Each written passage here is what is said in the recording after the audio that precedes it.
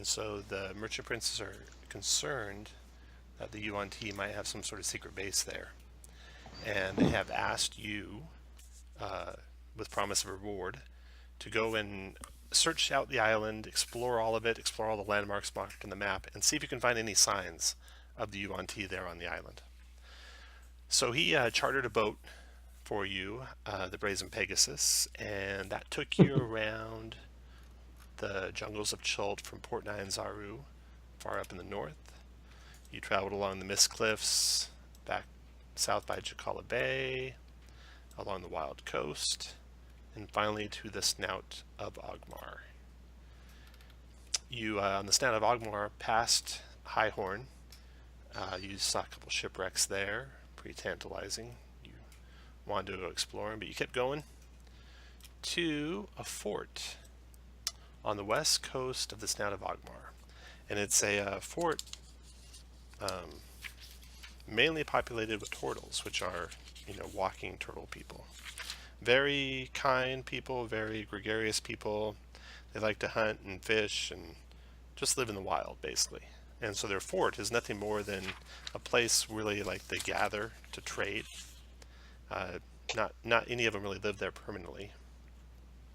So you spent some time there. Some of you with good persuasion skills and such might have found out some more information about this Typhoon Palace, which you can share with the rest of the party as you like.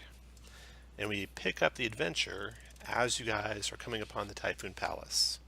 Now, before we get there, let's do some introductions so you guys know who's traveling with you, and then you guys can also decide what time of day you're going to get there and if you want to buy anything before you head that way. So we'll start with Zhang, or Zhang. Zhang, yes, hey. Zhang is a black dragonborn, really tall warlock hexblade. She's got bright emerald green eyes, but mostly wears dark clothing and hangs off to the side looking broody. And next is Vrak.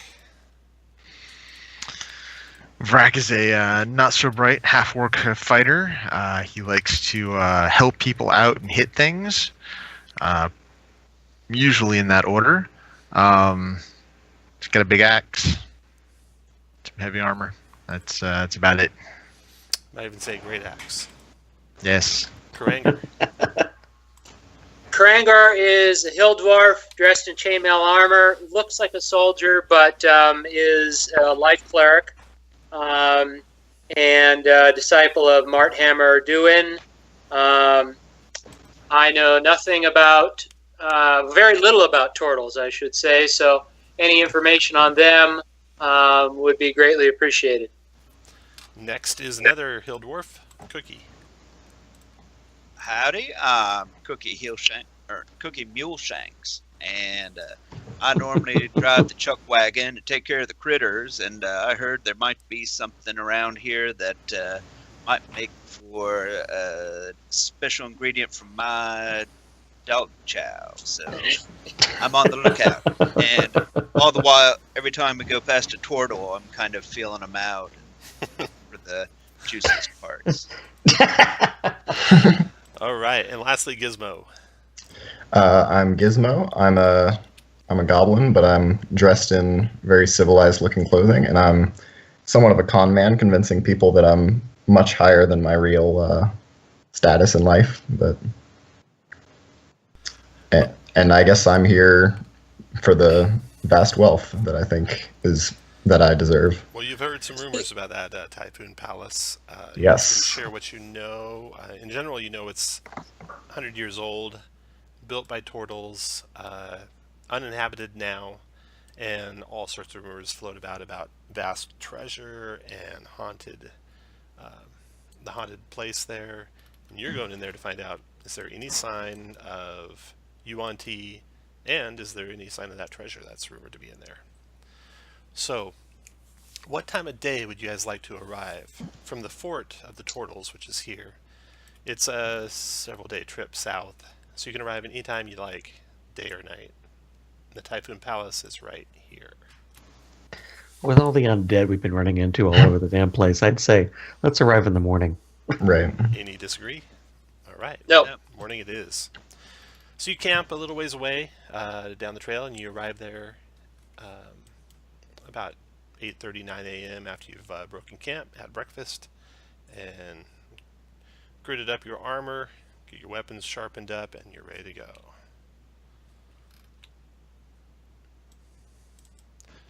So I'm moving you to their map here. This is where the road approaches the Typhoon Palace. The trail clings to the mountainside and winds along the island's rocky coast for miles before ending at a stone palace built 30 feet above the sea level. Waves crash against the rocks just below the palace walls. The grand entrance features a colonnade of vine-wrapped pillars that leads to a stone double door carved with foamy waves that part in the middle. Sections of the portico's roof have fallen in, and palm trees and ferns sprout from between the cracked flagstones. You see little critters flying about, little parrots and other tropical birds and lizards and geckos and all sorts of stuff about. You see east of the portico a 10-foot-tall statue choked with vines. It's got the head and torso of a woman and a twisting wave of water where her legs should be. Beyond the west side of the portico, an overgrown garden terrace overlooks the thundering sea. What would you guys like to do? Do we recognize the statue? Maybe like a religion or something like that? Maybe. I don't know. I believe I do.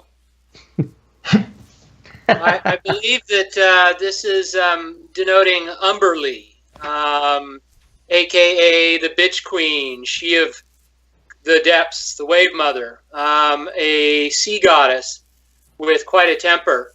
And her symbol is, see those two waves that are spreading apart there? The door, so that's my guess, that this is, at least, or once was, consecrated to Umberlee. Okay, so you guys are standing at the end of the portico there, kind of where I put your miniatures. If you want to get a good look at that statue, you'd have to travel over to take a look at that. To the east. To the west, there's an overgrown garden, and there's some statues there. You can see two of them of sharks, the two that are drawn on the map. You'd have to travel further to the west to see if there's any more that direction. And there's double doors south of you. So the big star things are Those statues? are the statues, yep. Gotcha, okay. Did the turtles in the fort, did they show any alarm or give us warnings or anything about this temple? A few of you that might have been more persuasive might have got some information out of them, but in general they were just friendly toward you and didn't really have any information for most of them. I'm going to share what I found out from a turtle in the fort of Ohioi. He said there's an old trail leading from Ahoy to Dangwaru, high up on the mountainside. Turtles built the Typhoon Palace a century ago for the survivors of a shipwreck, but it's been abandoned for years. Evil spirits now watch over the place, which is said to be full of treasure. Cookie will head over here to the garden in an attempt to find maybe some herbs. So Cookie, you go wandering around the corner, you can get a better glimpse of what the garden looks like there from that vantage point. You can see the sea opens up to the west. The garden's pretty much overgrown, not tended at all. And It looks like a path there. yeah, there's a path that winds around the outside of the building. There's steps that lead up, and there's a kind of a low wall along its edge. There's also a wall along the edge of the cliff there. The garden's full of wild ferns and palms, and the statues of sharks are on the north, and there's a statue of an octopus that you can just make out through the ferns when you get closer like that. Okay, and then it looks like there's a third statue. Can I see anything about it? Yep, that's the octopus statue that you can just see through the trees when you get that far. Okay, so that's the octopus, and these two are sharks. That's correct. I'll check out the octopus statue. Okay. You look up, you get close to it, and you can see no signs of any kind of, secret compartments or anything like that. Its construction's consistent with what you might expect the turtles to have manufactured or created here. It's not some, Michelangelo statue or anything. Is it a statue of a god or any of those kind of things? It's an just a straight octopus. No combination Okay. with any kind of a humanoid. Gotcha. Just an octopus. Just an octopus. You can Hey, see. Shang. You can Oh, see sorry. that underneath this Typhoon Palace, it looks Mhm. like there's a like the palace bridges between two cliff edges, and there is a channel that goes underneath the palace of seawater. You can see the waves surging in and out. Like underneath there. here? Yeah, right here actually. Here, right here. Oh, okay. I gotcha. Yeah. And then further to the south, you can make out what looks like a garden. A large hanging garden extending out over the sea. And you can Oh, wow. see large birds. You see seagulls all over the place. But you see large predatory type birds playing amongst the tops of the trees in that garden and circling around. Can't tell what they are from as far away as you are. Lots of little statues out there too. Yep. And And can we? is this a washed out part of the Correct. walkway? Yeah. Okay. You see a couple windows up there. You see a window right up before the washout happens, right up there. And you see Okay. another window after the washout happens, right up there. And you see a set of double doors over here. I'll reveal some of those so you can see them. So there's a set of double doors there, window here. Can we tell what this thing is? This pile, it looks like a pile of bones or something to the west of those doors. This right here, Yes. that is just rock okay. and coral formations. Got it. Zhang, you're looking at the octopus statue. Does it appear to be maintained, like anyone is visiting it and cleaning up? The statue is covered in vines and overgrown and algae and moss and all that, like the Yep, completely overgrown and unmaintained. Definitely no one comes here. so Keeps nothing it is maintained. Garden, statues, nothing. Bridge. Looks like bridge. Yeah. I had to pull out my non-existent machete to like cut through all the stuff to get down there. By the way. Razor wit will do it. Yeah. Yes, I used vicious mockery on it. That was what I did. I kind of want to go up and look at these windows. Is that a good idea? You think? That's better than swimming. Yeah. Okay. Can I like check for traps on the You bet. the stability of these stairs here? Yeah, you look them over carefully before you step onto them. You don't see any traps on them, and they look stable. Okay. You get Then up to I'll. where you can see the where the side kind of washed away, and it looks stable all the way up to where it washed away. But past that point, it's crumbling, and it's 30 feet down to the churning sea. So it'd be about a 15 athletics check to climb your way across there. The window is big enough for even a medium-sized person to climb through. And looking through the window, you can see a room in there. And this room looks rather disused. It contains some ruined beds, some couches, and other furnishings, all ruined. Plaster's fallen from the ceiling and the walls. And then, of course, you're looking through that narrow window.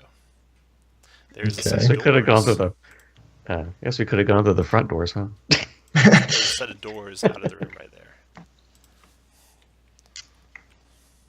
there. What do we think? Want to go through the front door or start here? Yeah, let's go to the front door. Let's also see what's on the other side, on the other rampart, too. Just be on the safe side. Right. Okay, so you guys circle back around to the front, and you can see, you go over by that other statue of what your cleric tells you is Umberly. Oh, look, there's a path. Yeah, the 10-foot tall statue is choked with vines. It has the head and torso of a woman and a twisting wave of water where her legs should be. And you see a crack in the wall of the place. And it looks like it's big enough that a medium-sized creature could get through into whatever room's beyond there. Do we think this is the path that the Ahoy Ahoy was talking about? Or the Tortle was talking about? I don't know. Good question. Do we know, is it uncommon for Tortles to worship Umberly? Or is that Is it what? would it be unusual that Tortles worship Umberly? Or is that something that None of you happened? are aware of turtles worshipping Umberly now. from the general description of the turtles being kind and peace-loving and gregarious and stuff like that, it sounds at odds with what little I know of Umberly, who, her temper is such that I think she would not be their first choice unless there's a warrior sect or something like that within the turtles. So Zhang, you look up, you move up to the opening, look through it, and you can see this room beyond. It is it's a bathroom, completely overgrown. There's a sunken bath, choked with plant life, dominating the room. The plastered walls of which are set with colorful coral branches and shells. More plants are up from gaps between the flagstones, creating a veritable jungle in there. And a bat flutters about and by your shoulder as you're looking inside. You do see a set of doors through the foliage. I'm guessing this bat doesn't have like special fangs and like red eyes or anything, right? No, just normal bat. We're not playing Strahd. Didn't think we'd gone over to Barovia yet. No. Just be on the safe side. The overgrowth and the bushes in this jungle, I mean, the foliage is dense enough that it could be concealing something of medium size. Is that correct? Yeah. You could pretty easily hide in the foliage. All right. Do I'm we going want to do a perception check in this bathroom just to see if anything is lurking. Probably not a bad Yeah, idea. you spot something right away when you take a careful look around. In the bath itself, you see a silver pendant, which depicts two waves spreading apart. Looks to be worth about 25 gold pieces. Yoink. That's all you find. So Yoink. What do you guys want to do with that pendant? Hang on to it. Say again? But it sounds like it's an Umberly pendant, isn't it? Yeah, it might be a passage out of here or cross the river or gain life or something. We should probably hang on to that. I agree. Who's going to pick it up? Should I'm willing to do so since I'm intrigued by this unusual Is it cursed? religion. You carefully look around it. You don't see any traps or anything. Do you pick it up, Kranger? Yes. Okay. And then what are you going to do with it? I'm going to, unless somebody objects, I'm going to store it in my pack. As long as you don't wear it. I'm going to put this little yellow dot. That means you got that in your pack. I don't want to wear it. I wouldn't want to disgrace my own lord, so. You bet. Okay, with your guys' search and all of you take a look around, that's all you find in that room. Okay. Doors are made out of wood. The doors that you see ahead are made out of wood. The general features of this place, the ceiling is about 15 feet high here, and you'll find it's the same pretty much everywhere else in the palace. The doors are made out of thick wood, and there's no lock on them. And the walls are covered in plaster. They're stone walls covered in plaster, and they got decorative stones and oyster shells and starfish and such built into them. And so far we haven't seen any evidence of that, like any living creatures have been here in a long time, right? Yeah, nothing besides small jungle animals.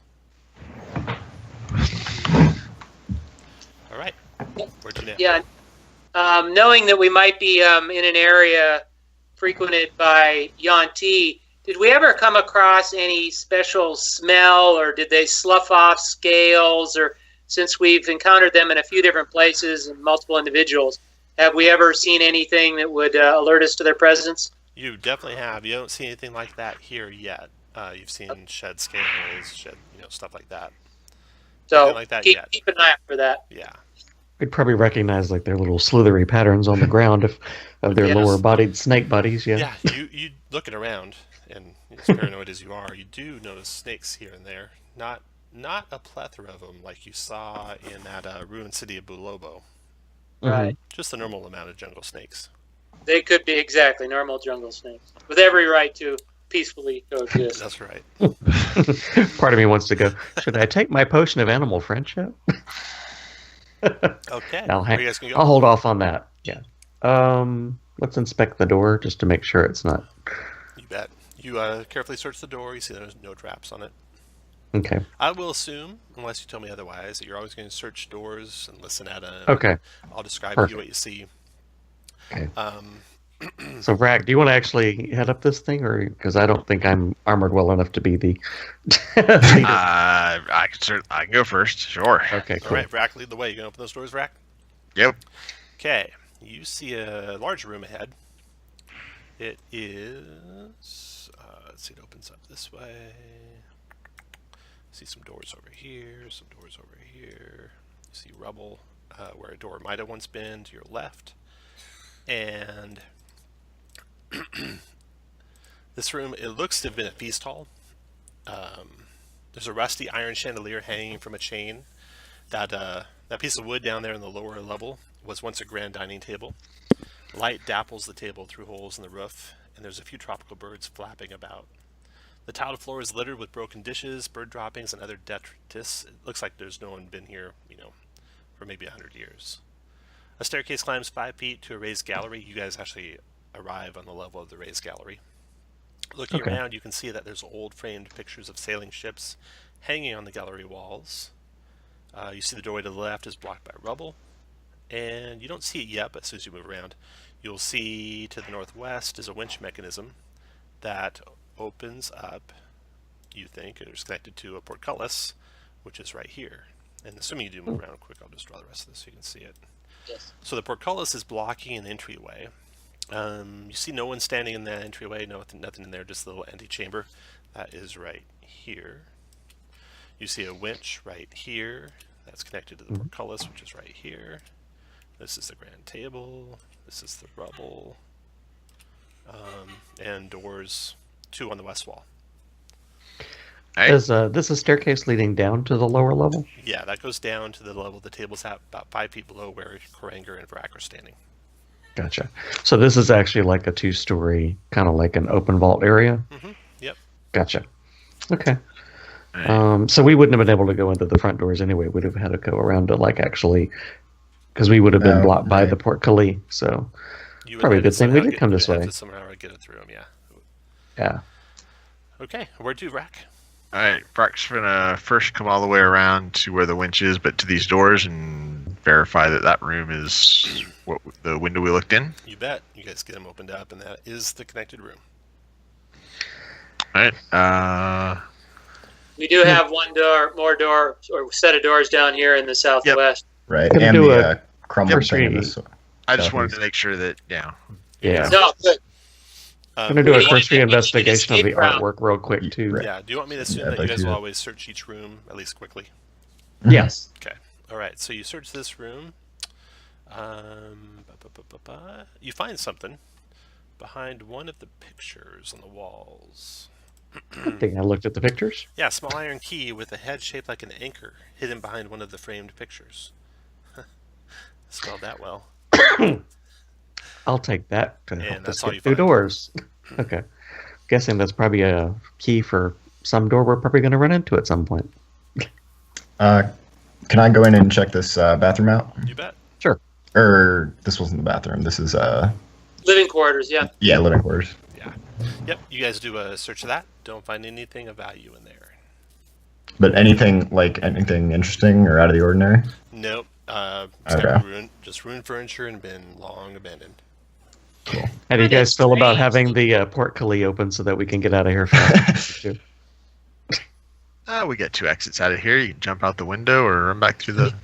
That's true. We got 2 different directions to run. Okay. Yeah, but the sea and the grasping hands and the waters are down there. See, the grasping hand. Hey, well, when everyone's ready, I'll go ahead and open this door. Okay. Sure. Opening that Ready. door, you see this room.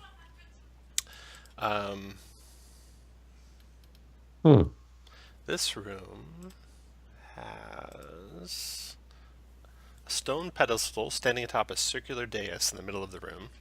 Atop the pedestal, facing the doors, looking right at you, basically, is a 10-foot tall wooden statuette of a woman holding a trident with a shark's tail instead of legs. You see 4 iron torch brackets bolted to the damp walls, which are covered with peeling plaster and set with colorful coral, branches, and starfish. You see a narrow window looking out toward the sea, and it's large enough for a human to crawl through. Well, since the other exit from the main room was blocked by rubble, I'm guessing we're going to have to go out that window to get anywhere else. Yeah, Brock Brack will give the statue a wide berth as he goes around to the window. One thing, guys, did we look at that rubble closely enough to see if it might have fallen on anybody or trapped anybody or hidden anything? Was it so choked? So you guys did search the room. So when you searched the room, I should have told you this rubble looks like it has fallen down from the ceiling and basically blocked the doorway. In your estimation, it'd take about 4 man-hours or so to clear it to a point where you could get through the doorway and see what's beyond. But you don't see anything that was killed underneath it. Okay.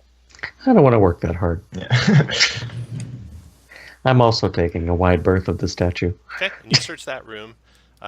Assuming you don't touch any of the objects, you don't find any secret doors or compartments or anything like that, or anything that looks like a trap. Okay. Let's see, what is our passive perceptions in the party? We got 13 on Karanger.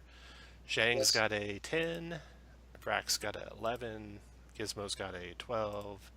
And Cookie's got 13. Okay. Yeah. All right, so I'll basically use those for your quick searches. If you do some real thorough searching, I'll have you roll, or I'll roll secretly. Do our dwarves see any line marks that might look like they might have been a door? Or a secret door in that room? Nope.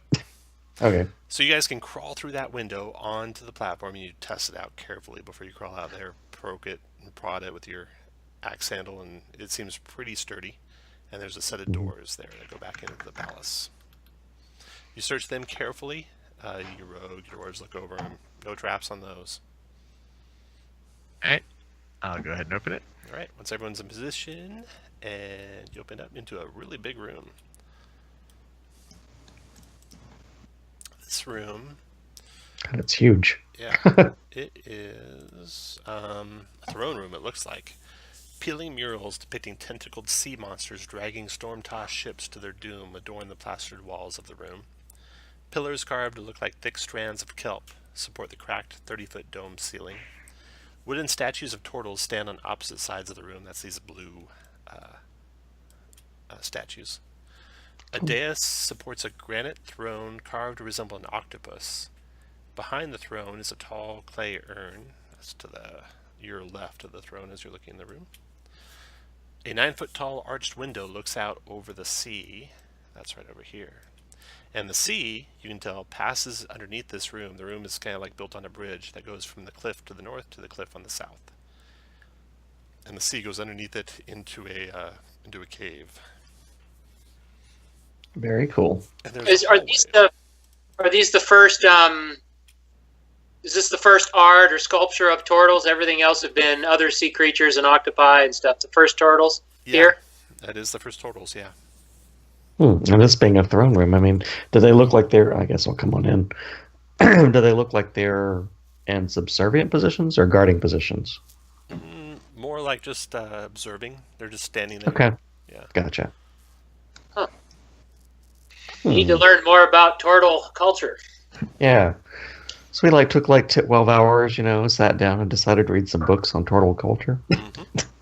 I'm kind of confused because this was built for the survivors of a shipwreck, right? Right. That's what you heard. Yeah, it's kind of bizarre that it's so fancy. And especially that it has artwork of destroyed ships. That seems in bad taste. Yeah. So you guys spread out and start searching the room, looking for anything. And as you move into the room, you guys can put you where you want to be when you get a little ways into the room there. I'm checking this out. All of a sudden, the hair stands up in the back of your neck. Yikes. And something comes out of the shadows of these pillars. So everyone go to roll initiative. Should have known better. Pillars always have horrible things on them. Yeah, out of the corner of your eyes, you were looking at the pillars and you know some movement. And... to roll initiative. Let's see, everyone's got it? Missing one, it looks like. Cookie. Cookie, you have to click on your character when you do it. So you click on Gizmo, or you click on Cookie, and you click on the IN+1 button. Oh, and let's make sure that you guys have it sorted so it kind of makes sense. So the token macro order across the top, initiative should be the very first one, but the default is it'll put them in alphabetical order. So you go to My Settings, which is the gear icon on the top right. You uncheck alphabetically sort token actions.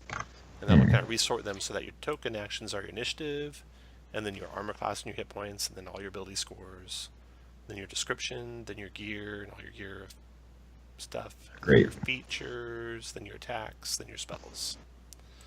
So I'm clicking on cookie and initiative. Oh, and you got it. Yeah, it's broken. I have it screwed up probably. I will fix that for you. Boom, boom, boom. There we It's go. better, Cookie. 3, 9, and 11. Keep going. Going. So Cookie will just reset to what you rolled the first time, which was 3.01, I think. Yep. I'll roll it here so it goes into the order, and then 3.01. Okay. All right. So, Gizmo, you are the first to notice 2 shadows coming out from behind the pillars, one to your right and south of you, and then you spot also one by Cookie, and then 2 more by the southern pillars. There we go. So 4 shadows in all. Actual shadows that are taking humanoid forms, moving away from the shadows of the pillars towards your party. So you shout a warning out to them, and you react first. Okay, I'll draw my short bow, and can I hide behind the try to hide behind the statue? Absolutely. Okay, stealth. Yep. And then I'll sneak attack the one to it looks like the northwest corner by Kranger. Got it. So you click your guy, and then click Yep, your and short then short bow and sneak attack. So 20 is a hit, and you do 8 piercing plus 4 more sneak attack, a total of 12 points of damage to him, using a magic arrow or normal arrow. Normal arrow. Normal arrow, okay. Looks like it resists the damage from Great. normal arrow, so it takes 6 points damage. Got it. And then you shout out the warning after your position's been given away, and you can move if you like. And generally, when we're in combat, once you've taken your action and your bonus action you have, I'll immediately go right to the next person. But you can go ahead and finish your movement to wherever you like. Okay. All right. What was your warning? What was the warning that Gizmo yelled out? Shadows. Man, monsters Okay. that appear to resist non-magic damage. All right, Kranger, what do you want to do? I am worried that these are from Nether Realms or Shadow Realms or Undead or something. But I'm going to make sure here. I'm going to cast my cantrip Sacred Flame first on the one northeast of me. Okay. All right. 13 dex save to negate that. It gets a 14 and dodges the fires. And move to here. Okay. After Karanger, the first of the shadows follows Karanger. Out the door, it's kind of like almost being repelled by the sunlight outside. That's why I'm coming out here. I was hoping. Yeah, but it still is just enough in the room that can make an attack on you and miss you because of the light, evidently. Then the next shadow goes. This one is moving up here to Gizmo, who shot at him, or shot at his ally. Missing Gizmo. And then Zhang, your turn. Is this sunlight here enough to provide enough like damage to them coming into the arch? I don't think so, because right over here it wasn't enough. And that's right by an open doorway. So. Okay, yeah, I was just going to check on. So they're bold shadows. Apparently so. Well, luckily my packed heavy crossbow is a magical weapon because of the packed stuff. So I am going to, it's going to be pointless to casting a hex on these guys because I think they're resistant to necrotic damage. I don't know where I know this stuff, but I'm just going to guess it. So I'm going to attack the one south of Vrak, and with my heavy crossbow. Okay, that 14 connects with it, doing 10 points of magic piercing to it. Cool. And you can move where you want. Then the next shadow goes. Actually, tell me when you're done moving. Gonna move here, I think. Okay. Okay, the shadow you just shot. Oh, that's odd. Well, he morphs in shape. He closes in on you and attacks and misses you. And then Vrak, your turn. All right. Well, we'll save the cleric first. 1, 2, 3, 4. Nice hit. Thank you, Vrak. And it's not magic, but All right, that does 7 damage to that shadow, almost dispersing it. Anything else, Vrak? nope, that'll be it. Okay, then the last shadow goes. This one right here. So these shadows are fast because this one closes right up on you. Vrak attacks you with strength drain, missing you. Cookie, your turn. Cookie's gonna move up and attempt to bite that shadow. Alrighty. You do. Ooh, for mighty one. Yeah, the acid doesn't seem to hurt it enough to do any damage at all to it. Ah, that was effective. All right. And then Cookie, you are happy you moved to where you moved because you see that urn start to morph and change shape. Yeah. And add it to its initiative. And then sort Yikes. the order there. Next act is Gizmo. Gizmo, you see it too. Okay. I'm going to bonus action disengage, and then 1, 2, 3, 4, 5, 6 to up to here, and short bow, the one that was just right next to me, You got it. with a magic arrow. Okay. +1. +1 arrow coming. That's a hit. 7 Okay. plus 1 is 8 because I don't have the arrow put in. And then sneak attack 2 because Cookie's adjacent. Oh, 1. great. Yes. Sneak attack. 8 and Great. 7 more is 15 points of magic damage to it. Almost destroys it. Okay, after Gizmo, Karanger, your turn. You guys want me to try and turn him?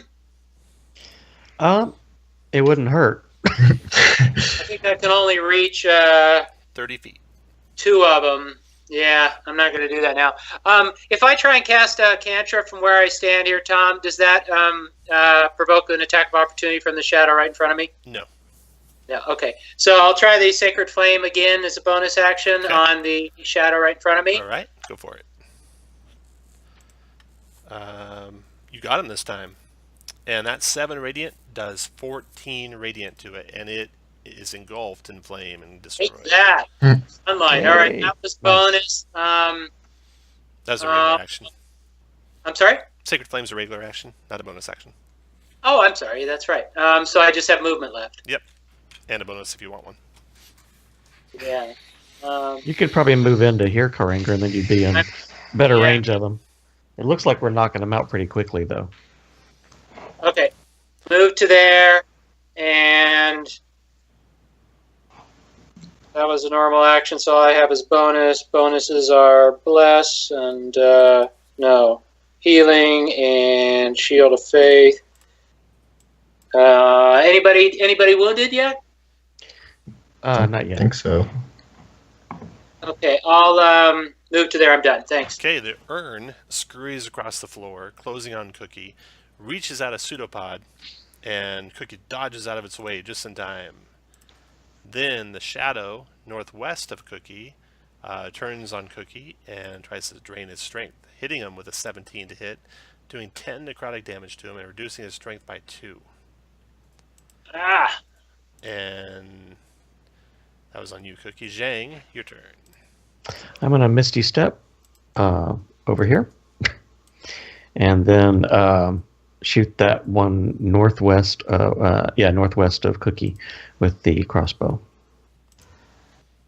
All right, that pierces it and drops it. Perfect.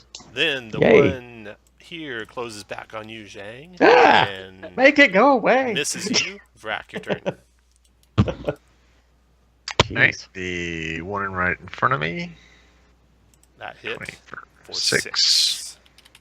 After Vrak's Shadow's turn, the Shadow tries to return the favor to you, Vrak, with a strength drain, hitting you for 6 necrotic and reducing your strength by 4.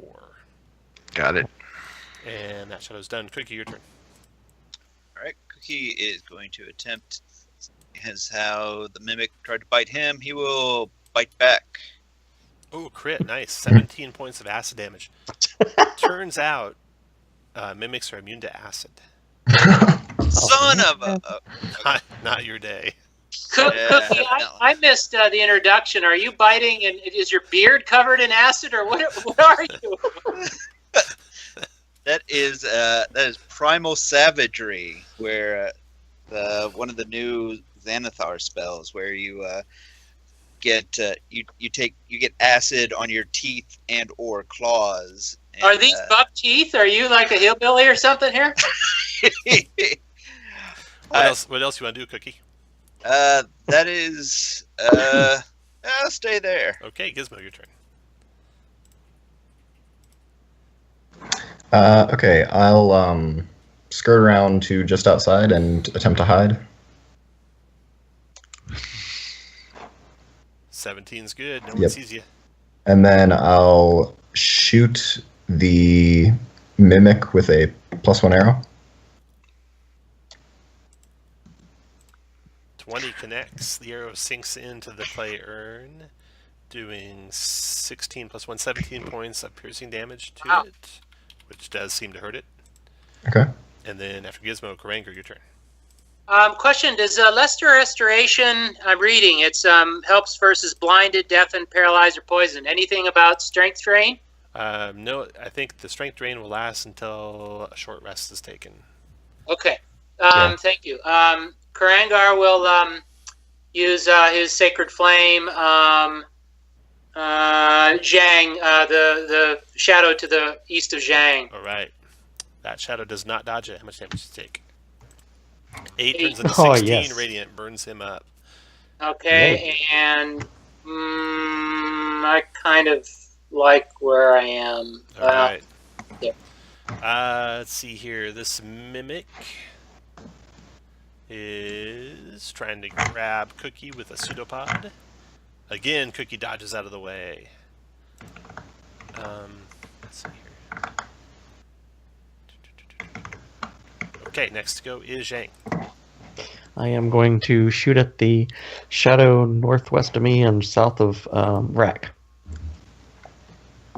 That connects for 5 points of magic damage to it. Still up. Sweet. After you, Rack. Alright. That's with the -2, so 1 point of damage. Alright. -1. After your turn, the shadow's turn again. Trying to drain the life out of Rack. Missing this time. Rack dodges it. Cookie, your turn. Alright, Cookie's going to disengage. Out of there. You need bonus action or are you moving only? I'm just scurrying. Okay, Gizmo, your turn. Okay, I'll hide and just regular arrow shoot the mimic. Okay. And miss. He does miss. Karanger, your turn. This mimic is an urn. Does it look like it can move Yeah. quickly? Is it Not roll? real fast. No, it was pretty slow moving down to where it was. Okay. I have no idea whether it's susceptible to. Get that last shadow first. Yeah, I'm gonna try Old Sacred Flame again on the shadow next to Rack. Okay, you got him again. 1 turns into 2. Not quite enough, though. You can move where you want, Karanger. Actually, tell me when you're done, because the mimic goes next. Scurry away. Actually, right there is better. Okay. Mimic goes, that's 1, 2. Well, This typical mine train. your way, Gizmo. Okay. 3, 4, 5, 6. It's scurrying along the ground, double moving behind the octopus throne, and you can just see it, Cookie, around the corner of the throne there. Zhang, your turn. Okay, I'm going to do a double crossbow on the shadow again. Okay. And a double crossbow. Crazy. That's a hit. That dropped it. Yes. Move where you want. And Rack, I'm your going turn. to cast Hex. I'm sorry, my bonus action, I'm casting Hex on the mimic. Got it. Your turn, Brad. 1, 2, 3, 4, 5, 6. I will move to there and ready. There's a You are ready. Very- Cookie, your turn. Alright, Cookie's going to attempt to give the mimic fleas. 3 poison damage. The Mimic is not immune to poison. It's got con save to negate all. DC 13, which it makes. Oh, It okay. Flees. It's too used to fleas. All right. Yeah, that's fine. Is Gizmo, your turn. Okay. I'll try to Cookie's like a whole hide different kind of adventure. here. Yeah, quite. I love Does a 12 hide? 12 does hide, yeah. Okay, and then just regular short bow, and Ooh. so that's advantage 18 is a hit. It's got cover, so that still hits it though. for 15. Got it. Okay, after your turn, Gizmo, is Granger. Granger is going to, until I'm told otherwise, 1, 2, 3, 4, 5, move to here, and whoops. Forget it. I'm going to try and measure the sacred. You're in range for Sacred Flame at 60 feet. Yeah, that's what I'm going to do. Okay. Dex save. Oh, wow, the Mimic dodged the Sacred Fires. At its turn, okay, the Mimic on its turn goes back over to the urn position and squats down on the ground and does its best impression of an urn. Zhang, your turn. Yeah. That doesn't remove him, actually, does it? No. I don't know how. Okay. You see an urn there. Okay. You want to shoot it? Yes, I'm still going to shoot the. I'm still going to turn with my. Assuming you guys continue to fire, it cowers and tries to get away from you, basically, and you guys can take care of it. I think I've demolished it. Yep. All right. Recover your fleas there, Cookie. They might come in handy later. Yeah. So you guys Cookie's take a gonna look take a around the couple throne chunks room. to You look take. over the octopus throne. You look over the urn. You look over the pillars. You look over the doors. Out the window. Nothing of value here, and neither is anything trapped. All right. Yeah, so that's what you see. So you got a very weak fighter. How much strength are you down? Yeah, we're going to need a short rest at least. You're down 4 points of strength, right, Brack? 4 points. Okay. Cookie's down, I think, 2 is all. Yeah, I think you would. None of us actually. I think Karanger or Vrak's the only one that took damage, right? Mm-hmm. Yeah, could Yep. be. So, if you would like to proceed, move up. If you'd like to take a short rest, move down. If you abstain, just stay where you're at. Short rest. That was down. Down. Yeah. Okay. Looks like the majority's going to say short rest. So you guys take a short rest. One of your 2 for the day. You should still want to do it, knowing that they'll only get 2 a day. Yeah. Okay. Yeah, Right. I You want can Brack spend- at full strength. You can Yeah. spend your hit dice, and you get your strength back, everyone. And nothing approaches or comes out of the palace while you guys are resting here in the throne room, and you're able to proceed. Cool. Where to now? Got a set of double doors to the east, got a hallway to the south. You can see down that hallway. It goes quite a ways. It's dark down there. There's no light coming, but you can see it goes at least 60 to 90 feet, or 60 feet, the limit of your dark vision, and keeps going, and there's a set of doors to the west down that hallway. So that's check probably. You want to check out the doors behind the throne room first? Yeah. Yeah. Let's check the doors in here first. Okay. Those doors are just the garden. All right. Looking through that set of doors, first you check over traps carefully. There's none on it, and then you look through, and you see Oh. a big sea cave underneath the other side of the cave that was going beneath the throne room here. Let me finish drawing it for you. You see a wooden bridge. You see some cave mouths. Wow. Looks like we're gonna have a pathway to run through that when we escape this horrible place later. I don't like rope bridges. So you really Well- don't like this one because about half the wood planks are missing. Yeah. So We seawater may have to crashes run of it. in and out of this damp cave, filling it with cold spray. Clinging to the wall 30 feet above the water is the stone balcony that you are standing on. A sagging bridge made of frayed ropes and wooden planks hangs 30 feet above the water. Carved into the north wall, 25 feet above the water, is a narrow open window. Wow. Yeah, I think we're gonna go the other way. Yep. Okay, hallway it is. Hallway it is. After you proceed down the hallway to that door, you can see a little further down that way. You see it continues to a set of closed doors at its end. You see some big doors to the right, and you see a hallway to the left. And you check these doors to your right, Vrak, right there. There's no traps on them. Alright, we'll go that way. Okay. You open those doors up, and they open up into an overgrown room. In this room, you guys see, looks like it was a guard room, and the outside door is fallen in, and vegetation has crept inside. You see vines and plants growing amid wrecked furniture, tropical birds nesting on shelves and in niches, and the stairs to the west curl down to that vast multi-level garden terrace. You guys do a search through that room. You don't find any treasure in there or anything in there. Okay. Looks like it's just a little pathway down to the gardens below. Yeah, did you guys want to go check out the gardens and aggravate those birds? Maybe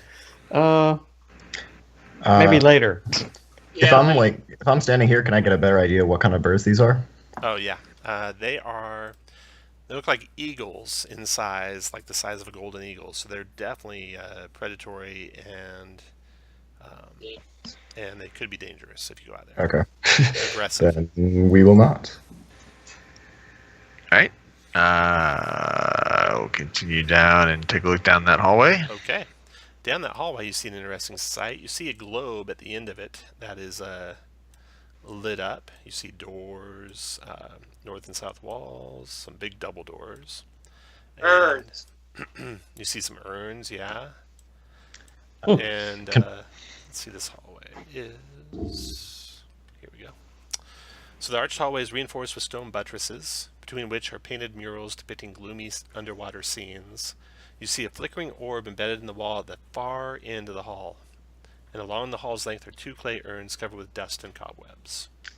Can I use Mage Hand to try to open, I guess, this first urn first? You bet. And Actually, peek inside of it. You take the top off of it. And it's not a mimic. It's not a mimic. And you poke each one with your mage hand. Neither one's a mimic. Okay. Turn. Yeah, and then I guess I'll move closer and look inside. Yep, nothing inside. They're both empty.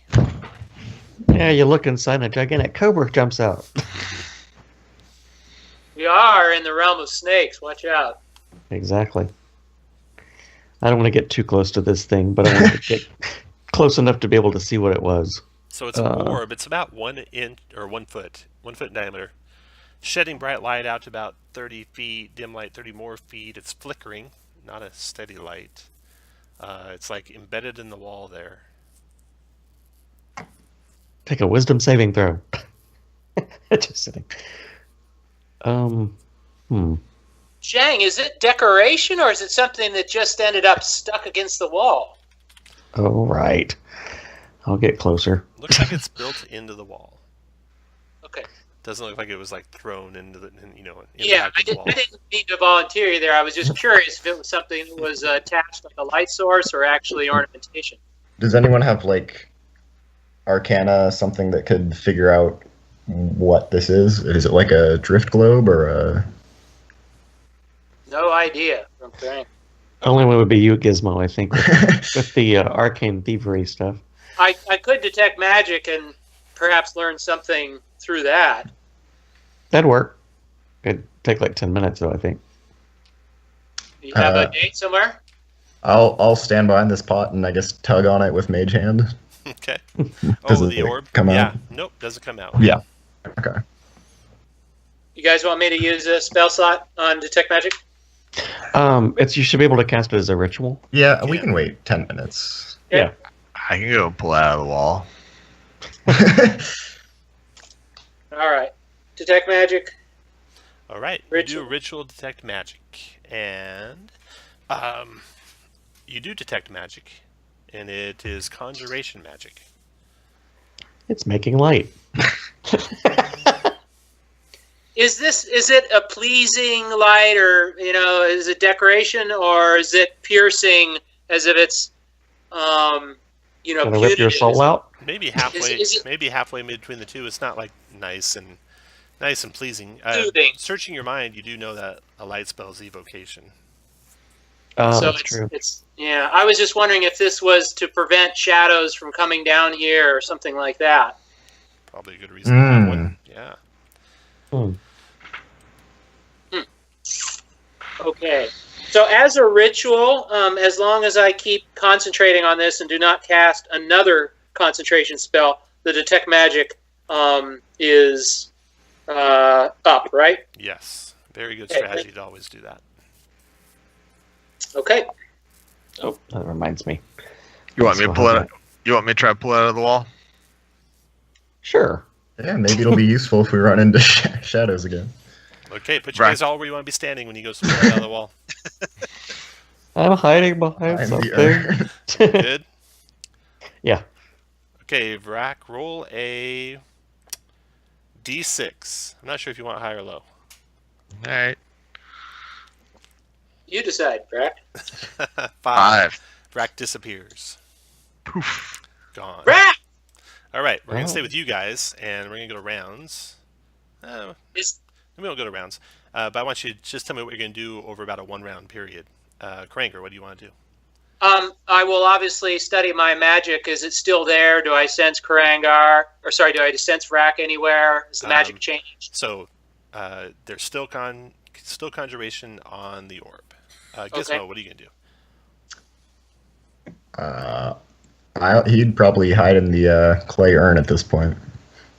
Okay, you climb into the room. Cookie, what do you want to do? All right, Cookie's gonna move up 5, 10, 15, 20 by 5. He's gonna just dash up here and wave his arms frantically, see if he taps his disappeared buddy. Nice, okay. You don't find him. Zhang, what do you want to do? I have a feeling that's a teleport circle or something. I'm gonna head on up. I'm gonna dash up to here as well. Okay. Kranger, what do you want to do next? Are you guys thinking we need to touch it and try and follow Yeah. Vrack? Yeah. So Okay, he's not left by himself. Yeah. Yeah. Well, probably better do it sooner rather than later, unless you want a round to cast a bless spell or something. Anybody want to wait or go? Let's wait, because Gizmo has run into this kind of thing before with fairy magic, where it transports them forward in time, like Ooh. just a few seconds. Maybe he's gonna pop right back. Okay. Well, maybe I will. Okay. Kranger, you're waiting this round. Cookie, Yes. what are you doing? Cookie will also wait. Gizmo? I'll just wait a few seconds. Zhang? I've dealt with the evil Raven Queen and those kind of things. I can't leave Vrack to go. All right, touch it. Yeah. Okay, roll D6. All right, you disappear. Kranger, what do you want to do? I'm going to follow. Okay, Guys? Roll D6. Dice D6. 5, you disappear. Gizmo, what do you want to do? I'll do it too. Okay, roll D6, you disappear. Cookie, what do you want to do? Okay, first of all, Cookie's going to yell out to his companions and see if anyone could hear him or respond. Okay. We're in some dark place where we don't know where we are, so I don't think we can. You just hear the sound of the sea. All right. Then Cookie see, Cookie do. All right, roll D6. Big 3. Big 3. Wow, you guys all go through. Cookie, you were 1 round behind. Let's see here. So it went first. I'm going to put you out here in the order. Okay. So you went through first, and then you guys all waited basically 2 rounds because you moved it up, did this investigation, then waited 1 round, and then went through. So that's the order you'll come through in the other area. All right. Pretending like you don't know that, Jeremy. Okay. Don't know that they're right behind you. Yep. I'm going to grab you guys and move you. I think I was 1 round ahead of them because I went after a dash. That's right. You So- actually did not wait that round. They waited. So it actually Yeah. like that. Okay. So.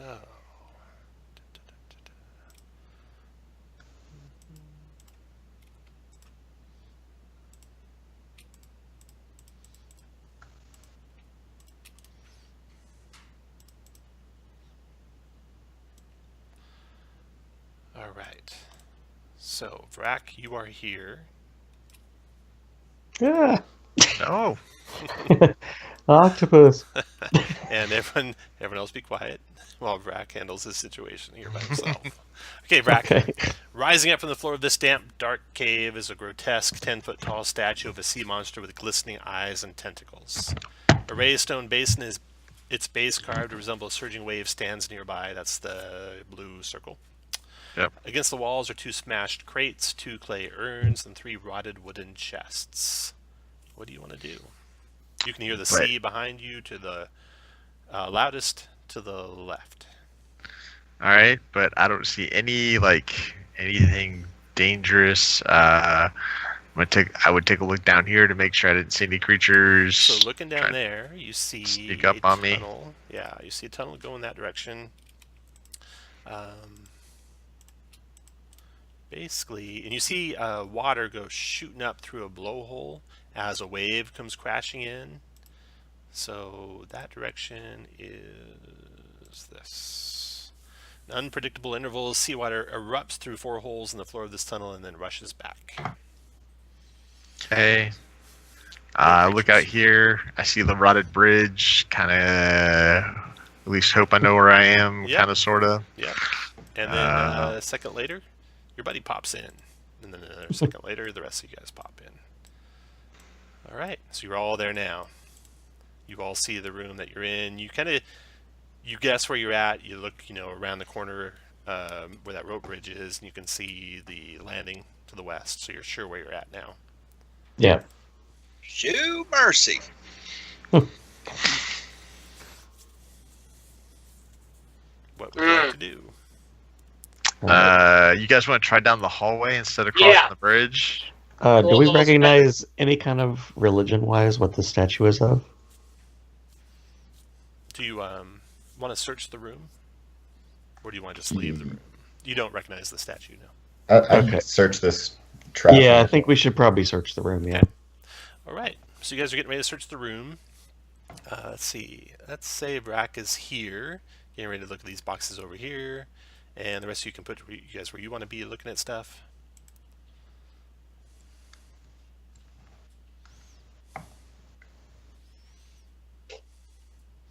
Okay. Everyone good? Roll initiative. Vrak. You see a slug. A huge black slug clinging to the ceiling behind the statue. 9 feet long with glistening black skin and tentacles sprouting from its head. It opens its mouth, revealing sharp teeth, and it comes for you. Not just any slug, but a big Horkin slug. Yep. Cookie, bring out the salt. You can have inspiration for that one. Cookie gets inspiration if he actually has salt. Do you have any salt? I have cooking gear. Cooking gear, we'll count that. We'll count that. All right. Zhang, you are first. I'm going to move my hex to the nasty, disgusting thing. Okay, so the only one who can see it right now is Vrak. He yells a warning. If you get a little bit to the west of that blue font, you'll be able to see him. Like about there, maybe? Sure, plenty. Okay. All right. I'll do that and then crossbow it. Okay. 17 connects with it.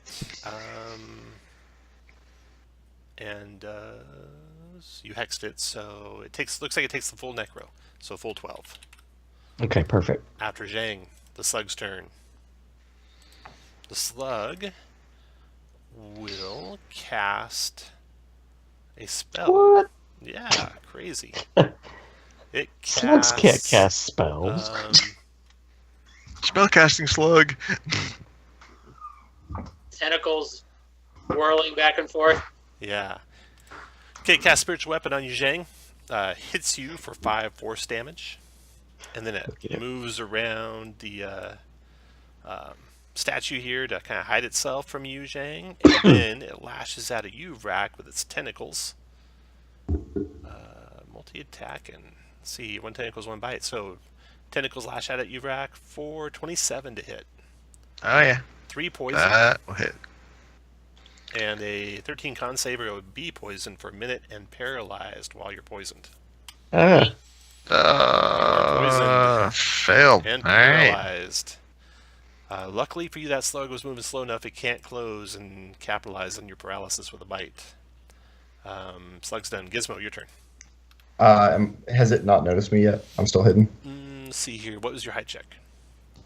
Oh, I haven't yet. Go ahead, make one. Here we go. See. Yeah. Oh yeah, no, it doesn't see you, Gizmo. Okay, then I'll short bow with sneak attack. 15. That connects. Okay.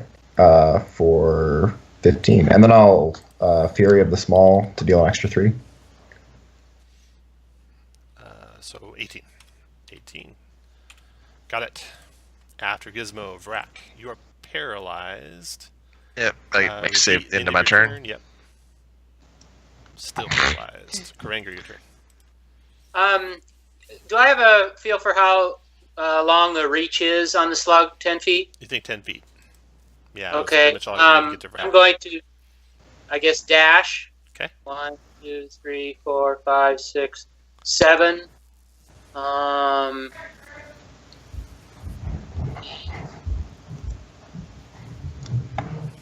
You can get with right beside him, couldn't you? Without dashing. His speed is 25 my feet. move is only 5. Yeah. My move is only 25. Oh, never mind. I'm sorry. I forgot. Yeah. 6, 7, 8.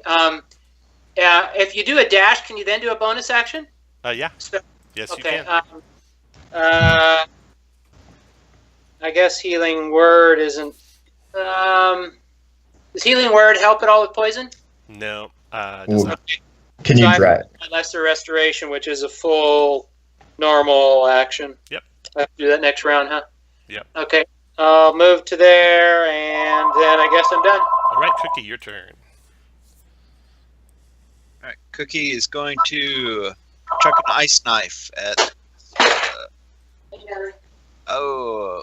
Yeah. He will miss with the initial hit, but then the slug will need a DC 13 dex save. All right, or take 5 cold damage. Here's his deck save. He takes the 5 cold. All right, and Cookie will move back a couple feet and end his turn. Okay. From out of the statue, Oh, no. morph shadows. Let me add them to the initiative. And sort the initiative. There we go. Oh, wow, they're quick. All right. The first shadow closes down. Let's see here. Who hurt the slug? I think you did. Gizmo. And I did Missed too. completely. Yeah, I've heard it as well. You also got to put the spiritual weapon on the Yeah. turn order, I think. Yeah, I Yeah. Well, it goes with the slug, same time as the slug. Right, Oh, Ranger, okay. this thing provokes from you as it moves by you to get to Cookie. Okay, Oh, and I have action. wait. I'm sorry. No, they'll go after Gizmo. Gizmo, strength drain coming your way. 17 hits you, Gizmo, for 9 necrotic, and your strength's reduced by 1. Okay. Yeah, there's shadow. Closes on Jang. Missing. Your turn, Jang. I'm going to... Crap. Now's the time. Yeah, exactly. Is the spiritual weapon like gonna do an opportunity attack if I move? No. But the shadow will, obviously. Yes. Yeah. So unless I misty step. So I'm gonna go ahead and heavy crossbow the slug again. Okay. And Well, you can't see him from there. You'll have to move. that's what I thought. Okay.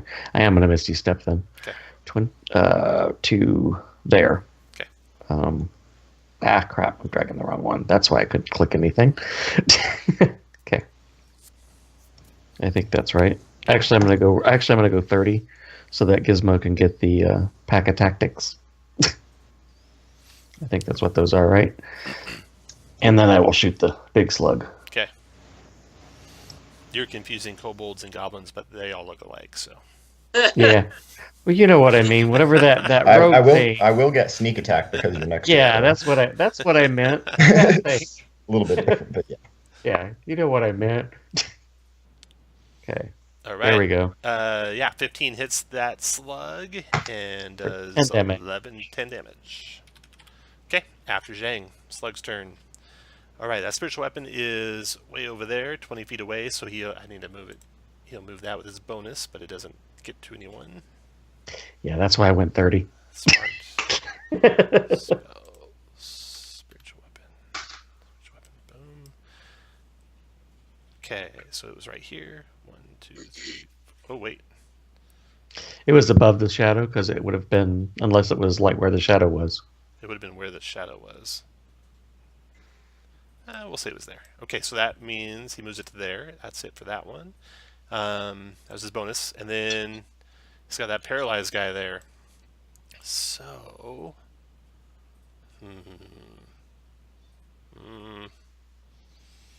It doesn't like you though, Zhang. Okay, guiding bolt on Zhang. Yep, I've zapped him twice. Yep. 13 What do you need to misses you save? though. Yay! Yep. After that, it moves back. Actually, it closes down onto Vrak. Right there. And then...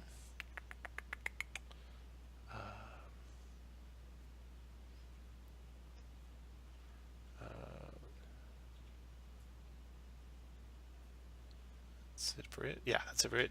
Next is Gizmo. Okay, I'll disengage and get over here and shoot the one by Zhang with a +1 arrow. So 15. That hit for 10. Nice hit. Or And 11, then 11. plus 6. Oh, 11 plus 6. Dropped him. That's Great. After Gizmo's turn, Vrak, another save. Yeah, I'll go ahead and use my inspiration this time. Okay. Made it. Oh, thank God. Paralyzed, and Karanger, your turn. Vrak, are you still paralyzed and or poisoned? Nope. No. Neither. Okay. Spiritual weapon. You can't do anything to that. Just go after either the slug or the shadow. Shadow preferably, because you've got that radiant damage. No, go ahead and let him play his own character. He was going to cast spiritual. Oh. Weapon. Oh, I'm Yeah, sorry. Never mind. I was going to cast my spiritual weapon on the slug and then Go move for it, there. Karanger. Okay. 15. I'm placing that is a right- hit for 10 force. Placing it Nice. the southwest. When that happens, I'm going to put another one out there. You can drag that wherever you want. The Thank you. statue of the serpent, kraken, god monster lashes out. Its tentacle takes on like a incorporeal shape. It lashes out at you, Karanger, critting you for 13 bludgeoning damage. Wow. Ouch. Okay, and I'm going to move.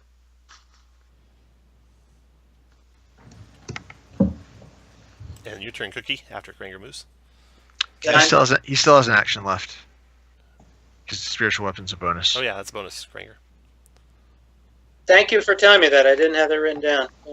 I thought it was a bonus to move it. I thought it was a standard to cast it. It's also a bonus to cast too. It says -B next to it. Cool. Okay. I will 1, 2, 3. I'll try the sacred flame on the big slug. Big slug, sacred flame, deck save. Made it. Hmm. Cookie, your turn. Whoa, 21. It's a dexterous slug. Yep. 20, Apparently so. and he looks awfully tasty. He So I'm does. Try and bite him. 12 does not Ooh. get through that spongy hide of his.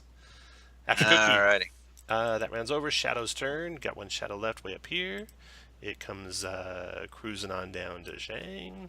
Does a strength drain on Zhang. Missing. And then Zhang, your Misses. turn. Okay, I am going to keep my same process going and crossbow the slug. Okay. Hopefully I will take him out this time. 18 hit, 14 points damage, drops the slug. It Yes! curls up on the ground, dead and or dying. One shadow still fighting though. After Zhang, the slug turns over. Gizmo, your turn.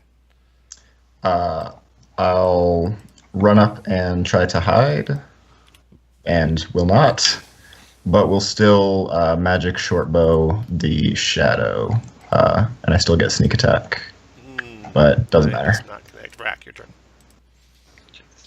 Alright, move around to there. 21 for 8. That does 4. Got it. After that, Koranger. Rangor is going to use the bonus action to move the spiritual weapon and damage with the spiritual weapon on the shadow. 12 connects. Force does full damage to it, so it takes 10. And anybody wounded here? Good. No, okay, I will then just use a sacred flame on that same shadow. And killed it. Nice job. Nice. Okay. Very cool. The slug Watch out for that statue. The slug lies dead. The 2 shadows are gone. They just kind of disperse. And you can search the room unmolested now. And when you search the room, you find a holy symbol of Umberly lying on the ground behind the statue, similar to the one you're already carrying, Koranger. But when you pick this one up, it fills you with dread. Yeah. At the bottom of the stone basin, that blue area, under the seawater, you see 2 rusty iron keys. The smashed crates, the clay urns, and 2 of the rotting chests are empty. The 3rd chest is unlocked and contains 120 silver coins, 70 copper coins, and a moldy sack. 2 hollowed out sea urchins filled with red liquid.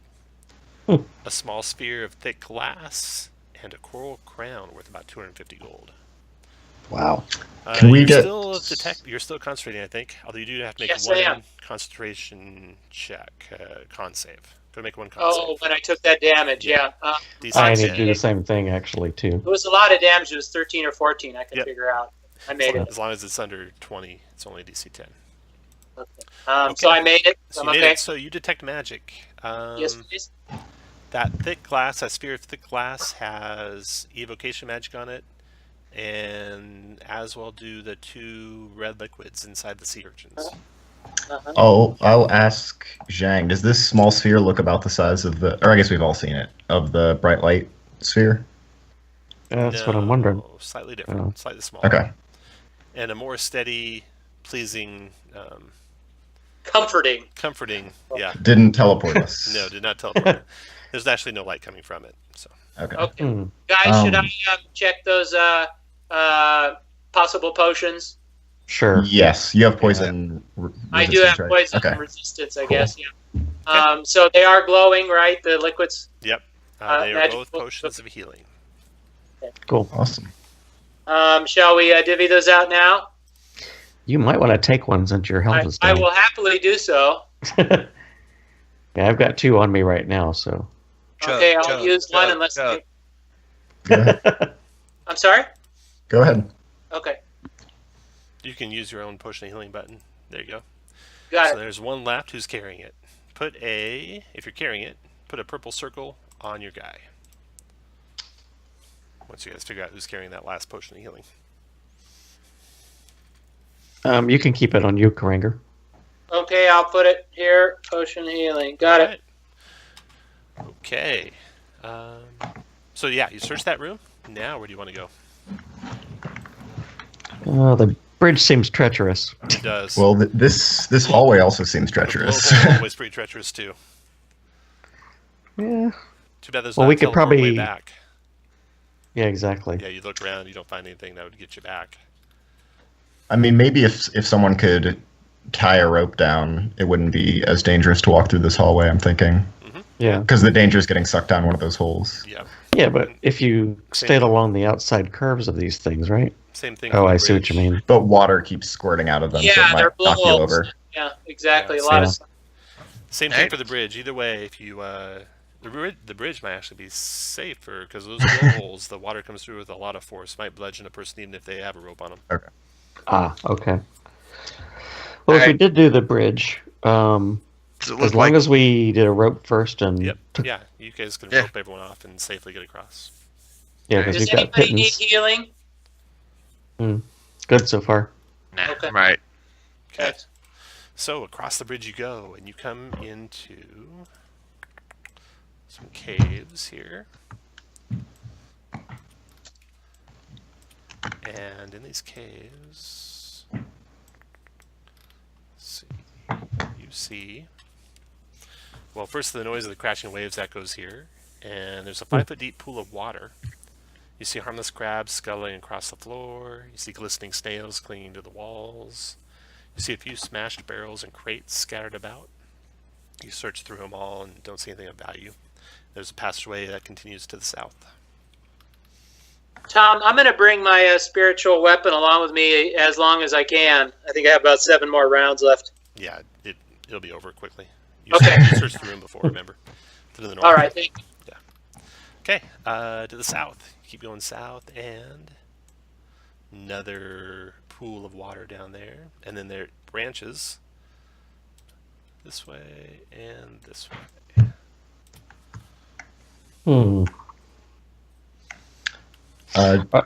Just looking in, can we see anything at the bottom of the water? Like, is it clear enough? Yep. No, just crabs, and that's about it. Okay. Yeah, both of them were clear enough. You were able to see what was in there without having to prod or anything. Little tidal pools, huh? So to the west, Vrac, you see basically the cave ends in an odd round indentation. To the south, it looks like there's more big chambers. All right, let's go check the indentation. So, put you all where you want to be when Vrac gets to right there. When Vrac teleports? Nope. Vrac's walking towards the indentation. You're walking behind him. Put you guys where you want to be as he's walking towards it, and he's standing right there. I'm okay. Everyone good? Yeah. All right. Then, rising up out of the very stone ground is a creature. Looks like this. It's got 3 legs, 3 arms, and a huge maw. And its skin looks like it's made out of rock. One eye, yellow eye, looks at you. And the thing speaks a rumbling, deep voice. Does anyone speak Primordial? Cookie does not. No. No. Yeah, no. Its tone seems rather insistent, but you don't understand what it's saying. What do you want to do? And it's not attacking us. It's just talking. Yep, insistently talking. You want some help? Is it beckoning us, or? It does not. No. Okay. And so it's standing back there. Yep, It's not standing like right here. Okay. Let's. I'm gonna keep moving forward. Okay. Everyone roll initiative. Rack, you can back up. Roll initiative, everyone. Now, after it seems that you don't understand it, it seems to get frustrated and it comes for you. It was trying to warn us. Time! Cookie, you see it coming your way. You can react first. All right, Cookie's going to cast Fairy Fire on it. Nice. Okay, that's a dex save, right? It is lined in purple fire, giving everyone who attacks an advantage. All right. Cookie moves up. That's concentration, so put a lightning bolt on your guy, Cookie. And then the Zorn goes. Cookie, you moved out of its reach, which makes it really mad. It closes. It was moving towards you, but you dodged out of its way fast enough that Gizmo will take the brunt of its attack. Closes on you, Gizmo. Multi-attacking you with 3 claws and a bite. Its first claw ripping at your friend does 6 slashing to him. Your second claw misses him. Its third claw misses him. It's a miss. And its horrendous looking maw tries to bite him. Does for 11 piercing. Okay, I'm down. Gizmo is bloody pulp and falls to the ground. Zhang, your turn. I'm going to back up. I'm going to move my hex to the nasty guy. And I'm going to crossbow it with the magical crossbow. Yeah, and misses. Miss for your turn. But he you has have advantage he has on it. advantage, right? Oh, yeah, you do have advantage. Oh, that's right. I do have 24 is advantage. a Yeah. hit for 7 damage to him. Yeah. Thanks to Cookie's special sauce there. 7 minus 7. Put a little glaze on him. Yeah, exactly. Demi glaze. After Primordial glaze. Your turn, Right. Brack. Yep, Brack will move over here. 16. Oh, its stony hide just doesn't give under your axe with a 16. All right. Karanger, your turn. Kranger's going to cast Healing Word as a bonus action on Gizmo. Nice. Thank you. Welcome, Healing Word. 8. 8. Thank you. Welcome, Healing Word. And then we'll... Boy. It didn't move too quickly, did it, when it shambled along? It wasn't very fast, no. Okay, I'll try the Sacred Flame again on Your dwarven cook got away from it. yeah, exactly. Sacred Flame on the strange primordial abomination. 2. It dodges out of the way, amazingly. After Granger, Gizmo. Gizmo, okay, you're prone on the ground, and your weapons that are in hand are lying there beside you, but you can grab them as free interaction. Okay, I'll grab them, use half my movement to get up, and then disengage, and 1, 2, 3 get over here, and shoot it with a short bow. I'll mark that as a +1 arrow. Okay. And crits. Nice shot. So 19 plus 11, so Nice work. 30 damage. Plus 1 more, 31 damage. 31. Wow. Nice shot. Right in its eyeball. It's got an arrow sticking out one of its 3 eyeballs. Just in time. Now what's it saying? Gizmo's done. That round's over. Cookie, your turn. All right, Cookie's going to attempt to give him chiggers. Con save. It triggers. It has. It takes 3 poison damage. And then it moves west, east. Moves 5 feet to there, trying to shimmy away off of those fleas off of it. Cookie's done. Its turn. It glides down into the earth and away from you, Vrack. You can actually, it's going to disengage to do that, and it is gone. The ground rumbles beneath it, and you see it no longer. Oh. You guys carefully watch and wait, and it doesn't come back. Yeah. I'm right with that. You still get it. You still get the XPs as if you defeated it, because you did. So. Gizmo, do you need a boost here? I mean, what do your spell slots look like? That should have actually been... I have a hard time seeing. It looks like green on green. Are you about 1/3 strength? Yeah, I'm 8 out of 21. Okay, yeah, let's heal you up. You attract bad luck. That should be 10 out of 21, actually, because you had the 2 points for your Disciple of Life bit. You didn't add that in. You only added the 8. That's only if he cast it as a second level, right? The Disciple's already built in.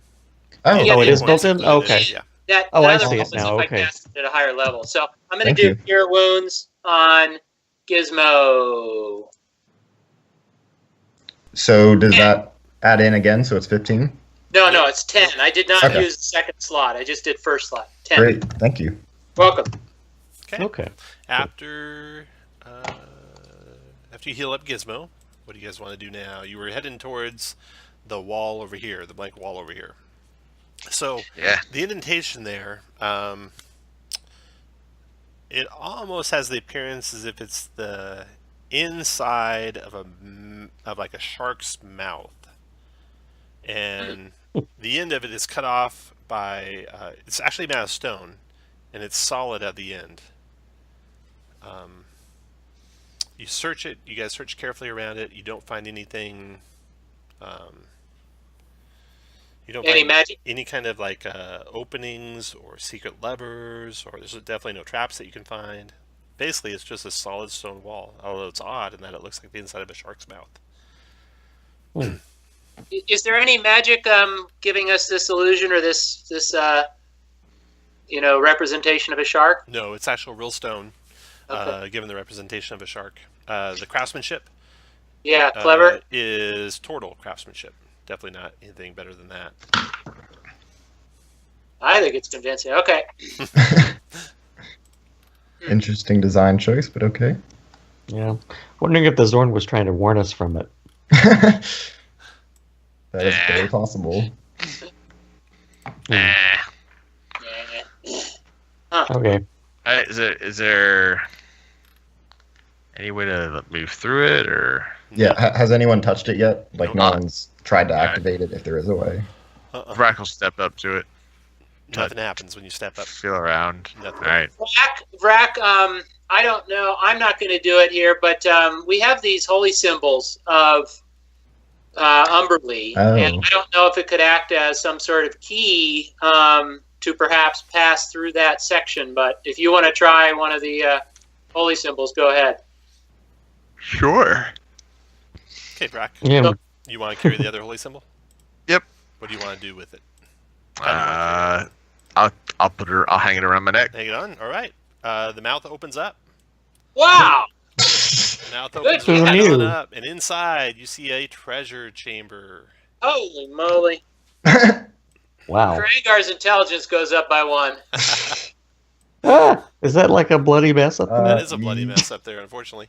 So, you first see the gobs and gobs of treasure ahead of you. So I'll describe that first. Actually, I'll give the general description of the room first.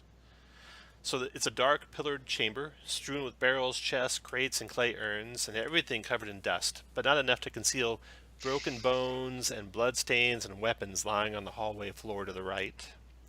You also spy scrape marks on the floor that indicate the walls to the left and right of the hallway are movable blocks of stone that would crush into the hallway. Oh, so if we'd gone through those doors, we would have been smashed. Maybe. Try it and find out. No. No. Then the treasure that you see all around.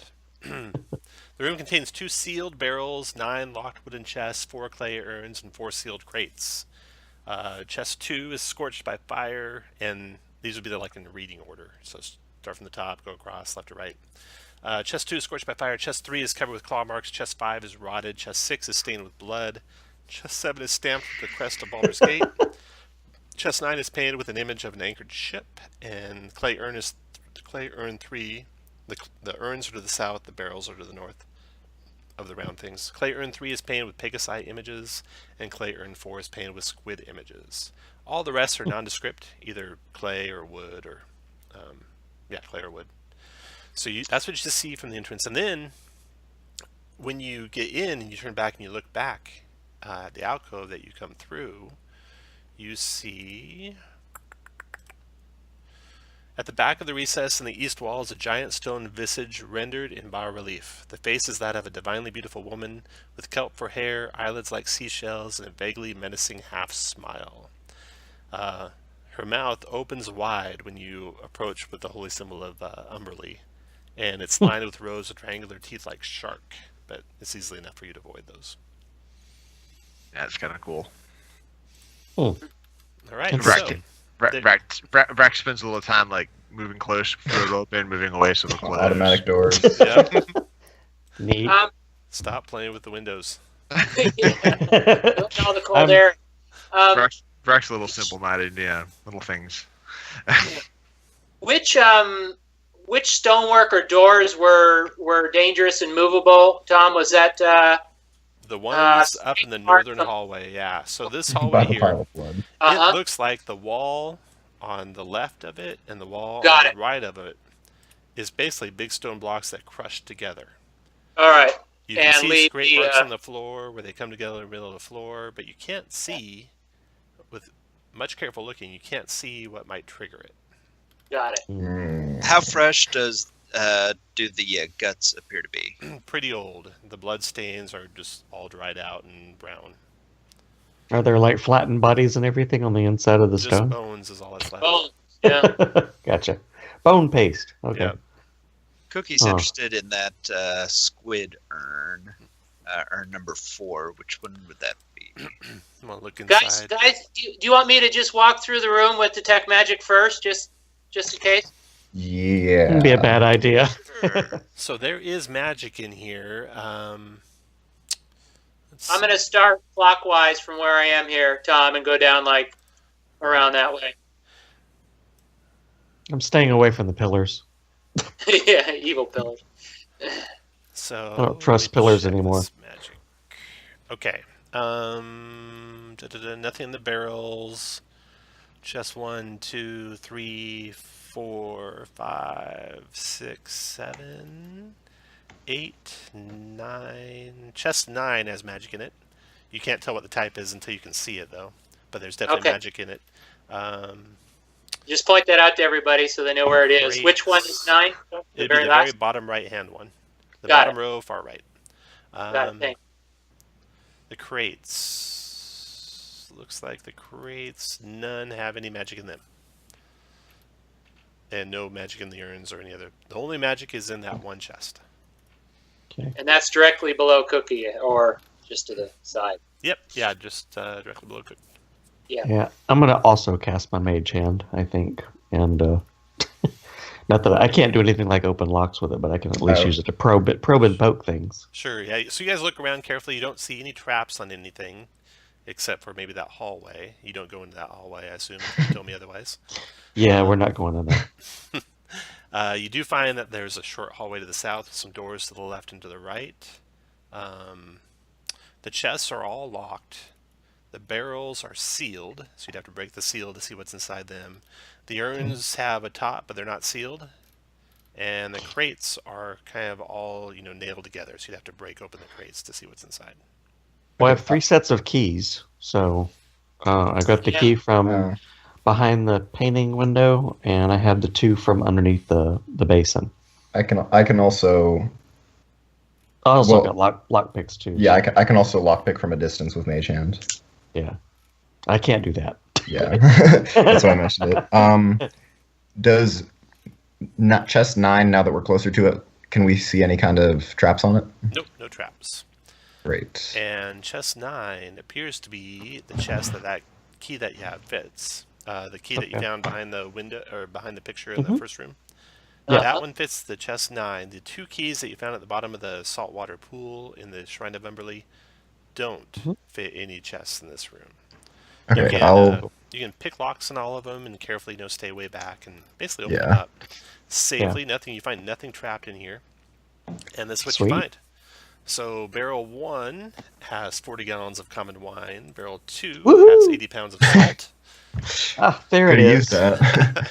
Chest 1 has 150 gold coins of mastic and vintage. Chest 2 is scorched by fire. It holds 3 blank spell books, a small wooden case containing 20 candles. Chest 3 is covered with claw marks. It holds a neatly folded wedding gown and veil. Chest 4 holds a set of alchemist supplies and 4 flasks of alchemist fire. That didn't work right. Chest 5 is rotted. It holds a suit of scale mail and a steel helm with an electrum fish mounted atop it. Wow. Chest 6 is stained with blood, and it holds basically the components of might be a Scholars? diplomatic. Yeah, scholar. Diplomats. Oh, diplomatic pack. Yeah. Chest 7 is stamped with the crest of Baldur's Gate. It holds a spyglass inlaid with mother of pearl worth 500 gold. Wow. Dang. Chest 8 holds 50 vials of Zakharan perfume. And chest 9, the one with magic. It holds... it has a feather with an anchor-like end buried under 200 gold coins. And the feather detects as transmutation magic. The crates. Crate 1 holds a griffin saddle worth 30 gold. Crate 2 is stamped with the crest of Waterdeep. It holds a disassembled 300-pound wooden sled with 20 gold with assembly instructions. Crate 3 You holds might need lute, that to carry everything out with. a lyre, and a viola. And crate 4 holds 5 heavy crossbows and 100 crossbow bolts. And urn 1 is empty. Urn 2 is empty. Urn 3 has 10 coils of hempen rope. And urn 4 has 10 gallons of dark purple ink. So the grand total value of all the treasure is 1,650 gold with the treasure. Wow. If we could possibly carry it out of here. We use a sled. Yeah, that's true. We're gonna put that sled It's together. like Christmas. Yeah, you gotta put together exactly. the Christmas presents before you can take them out. Sorry. Before the kids wake up. Yeah, I'm just like picturing Money Hall here, but wow. All right. So now what? Well, I guess we could like put the sled together and stack everything on it in a nice little organized manner, and then continue searching pull it with place. the 10 ropes. Yeah, with the 10 ropes. I'm gonna restock my heavy crossbow bolts because I was getting down to 10. So all that treasure, you'll be able to buy that at the value that the party sells it for if you want to replenish anything. So basically, you get to buy any of those items, for Sweet. half their normal price. Yeah. Yeah. Okay. Good Lord. So now, So we know we do have one magical item in there, but we don't know what it is. The feather with the thingy. yep. I'd guess it's like, what is it, Featherfall or? Transmutation. Because you said transmutation, isn't that what? Yeah, so maybe some sort of flight or something like that. Yeah, flight or featherfall. Lightfall or. The anchor end of it is unusual, but yeah. Interesting. And the wedding gown. How interesting. Hey, let's take a quick break here. Okay. Let's see, we're about halfway through, I'd say, and it's 45 after the hour, so let's come back at 55 after the hour. Okay.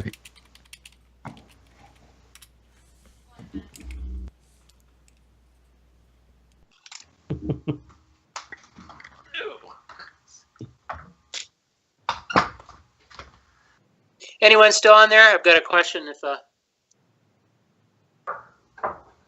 I'm here. Hey, you know how we had those two potions of healing in the sea urchin tests, and I drank one of them.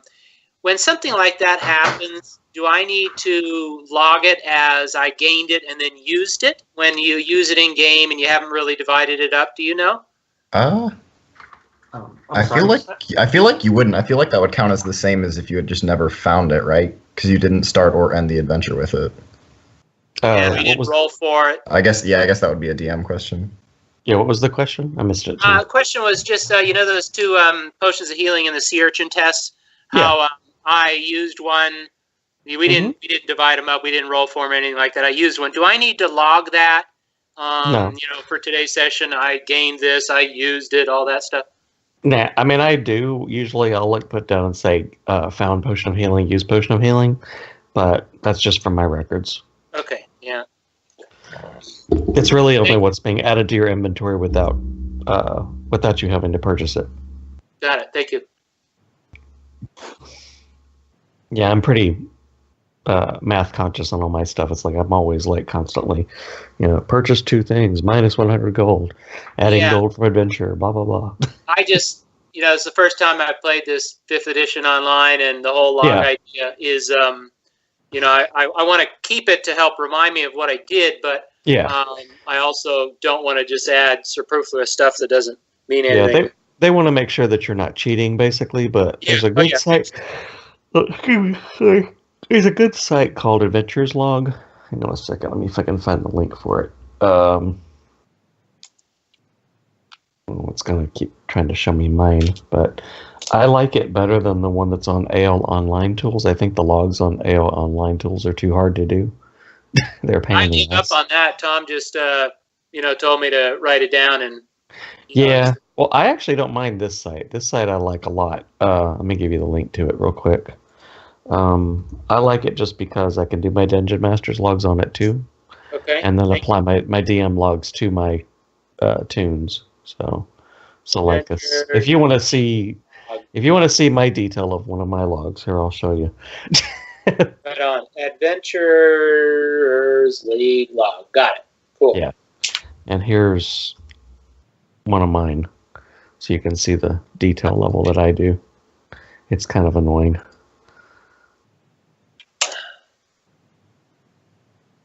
Yeah, that's what I was doing. It's just mine wasn't in a pretty spreadsheet. This looks great. Yeah. Yeah. Cool. Yeah, because I like this. I mean, it's been really helpful. Well, especially if you happen to be playing multiple characters, in the same time frame. I'm only playing one, but if you were I have 1, 2, 3, 4, 5 characters on here right now, and 3 of them are actively going through all of this stuff, and I've got 2 that are physically getting DM rep and stuff like that as well. So. And Zhang, is this this spreadsheet? Is this something that's part of a package for free on Adventures League? Do you have to buy it? Is it? Oh, this is some guy's site. It's just basically something he's doing for free. So you can join and create all of that stuff on your own. I'm probably going to donate to him though, because I think it's a pretty good little thing they're doing here. Yeah, and are you just submitting this thing to Tom each session then? I actually put this on my. I do both the work. Okay, you do both. Yeah, I have a Google Doc for Tom with his format, but I'm still trying to find a better. I mean, I have D&D Beyond, but until they're sharing out that stuff and until it starts tracking your logs and stuff, it's really just there for me to keep track of the spells I'm using and stuff until. Yeah. Yeah. Okay, cool. Thank you. Yeah, no problem. I'm gonna. Now this was becoming necessary for me to be able to like track the DM log and which tunes I applied my DM stuff to, and I found it easier to keep track of the gold. So I was doing it on the AL online tools, and it was just there were times when it wouldn't actually level up my character, and I said, "Screw this! I'm not doing it there anymore." So, yeah. All right. Thank you. Yeah, because this one will give you an example too of one that's all, what do you call it? It's all Dungeon Master XP, and then I used Dungeon Master XP to get to 4, and then I did a catch up to 5 with downtime, so that lets you see how you log that. Oh, I was just going to ask how, because you're probably in the same boat. How we're going to go from 4 to 5? How that process? It costs you 20 downtime days. That's what it does. Yeah, Okay. and you basically you level up to the start of the next level. So whatever your missing XP is, that's what you're going to level up to 5th with. So That's it's whatever. weird. That's really weird. I would much rather play the sessions, but I understand we can't get there in time.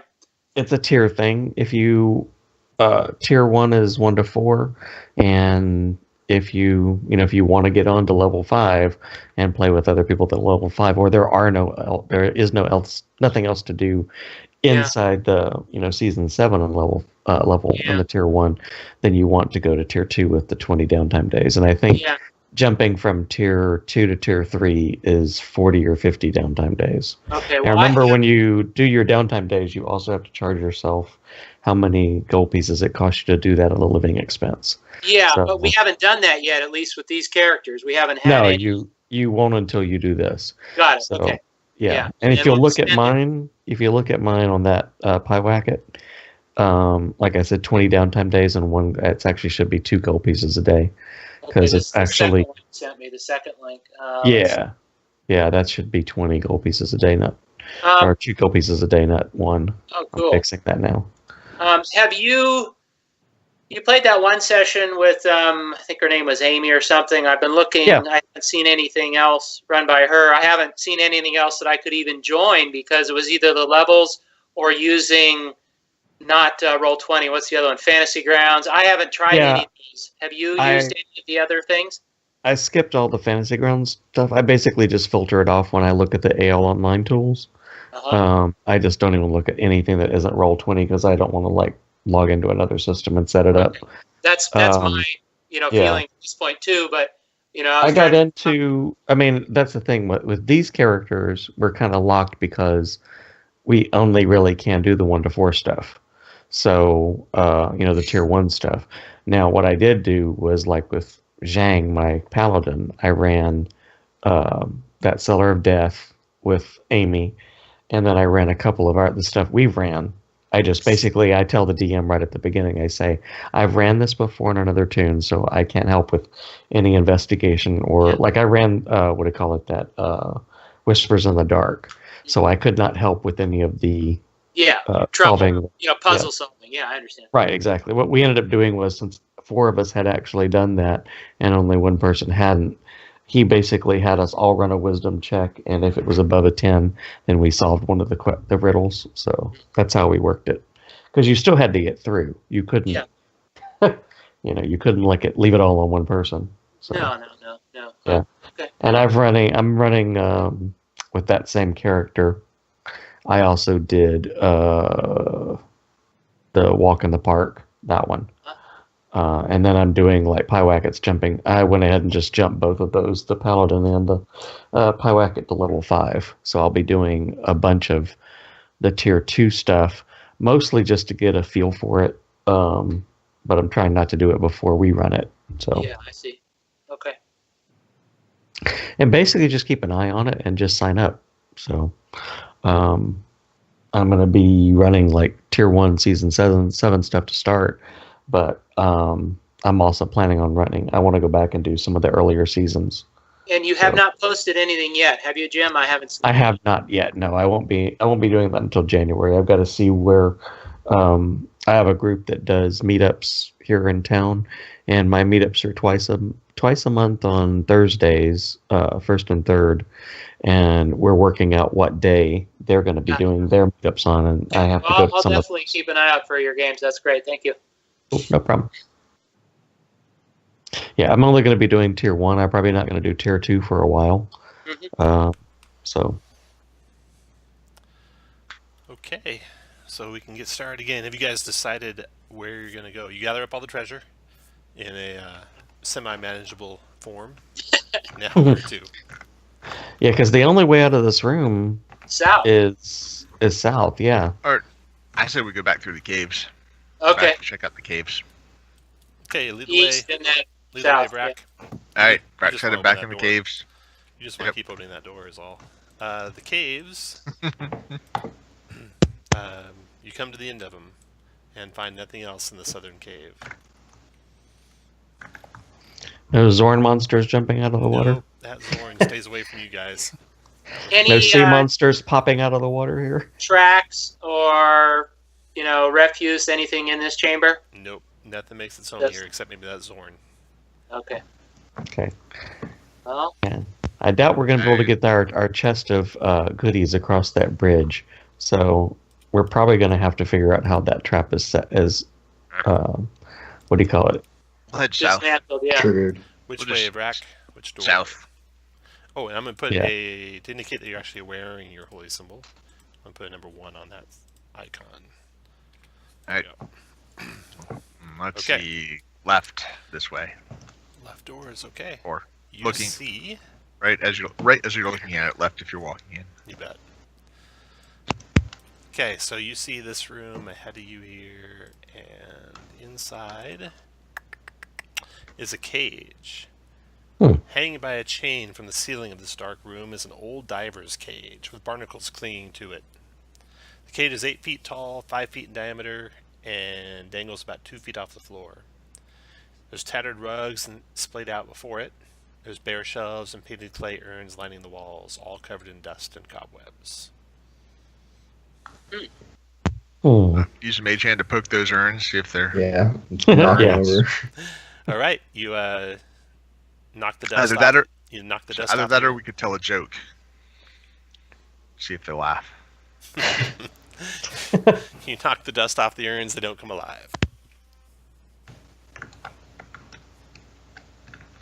Now what? And those are doors on the east and south. No, those are actually shelves.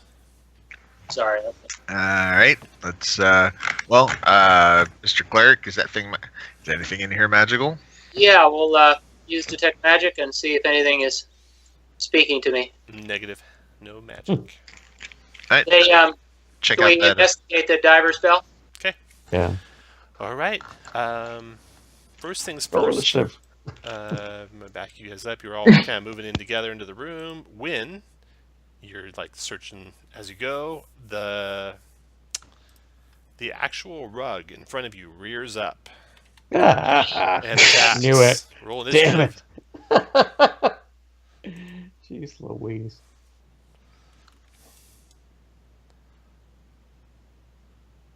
And the first person to react to the rug is Zhang. Transferring my hex to that nasty thing and zapping it with my arrows. The 12 connects, rends the rug, does 14. It takes all 16 damage. After Zhang, Sweet. Cookie. Cookie move up 5, 10, 15, 20, 25, and start tearing with those claws. Primal Savage. That connects for 9 acid to the rug. It looks like it takes all the acid damage. Brack, your turn. Vrak moves up, and since he has the holy symbol on, tells the rug to stay. It keeps coming after you. You want to swing at it? Sure. Okay.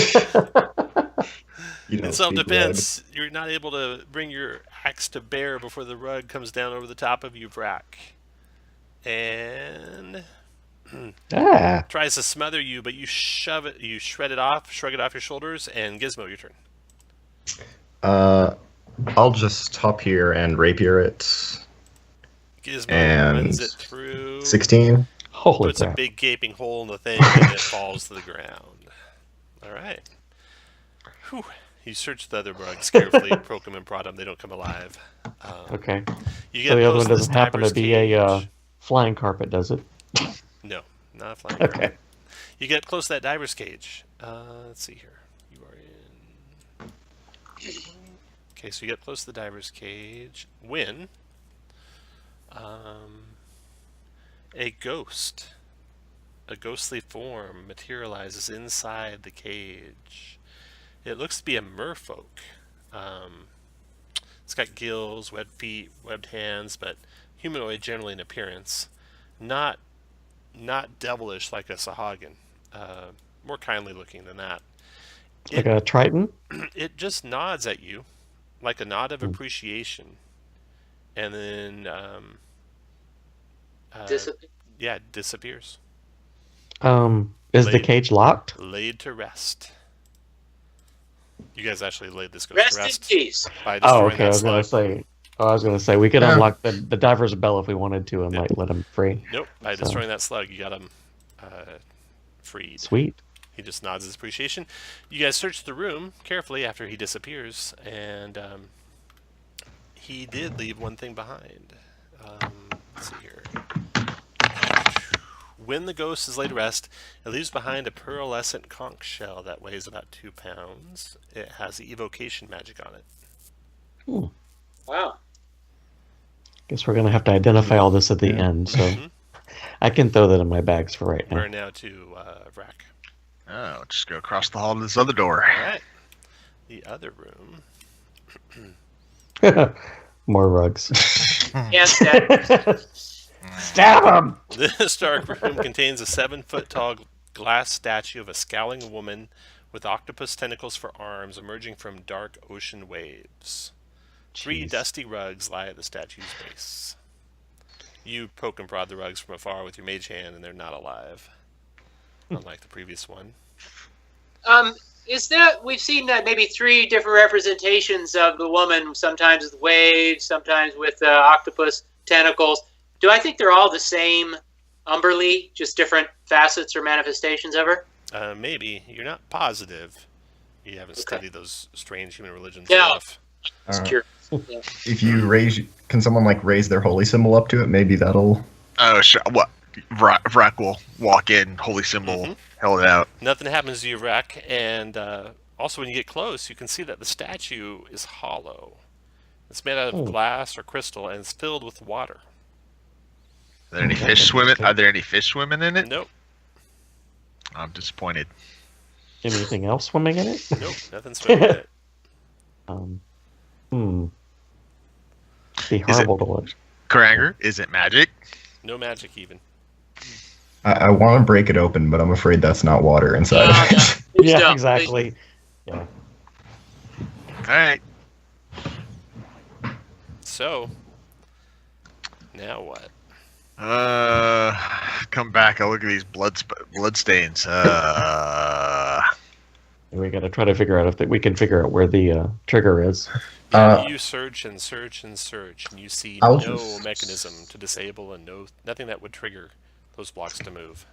I'll stand 30 feet away from the door and try to mage hand open up those doors on the far end. If people want to back up, you can do that. Yeah, you're able to actually open them up. So they're open to the hallway now. Cookie will take one of those barrels and roll it.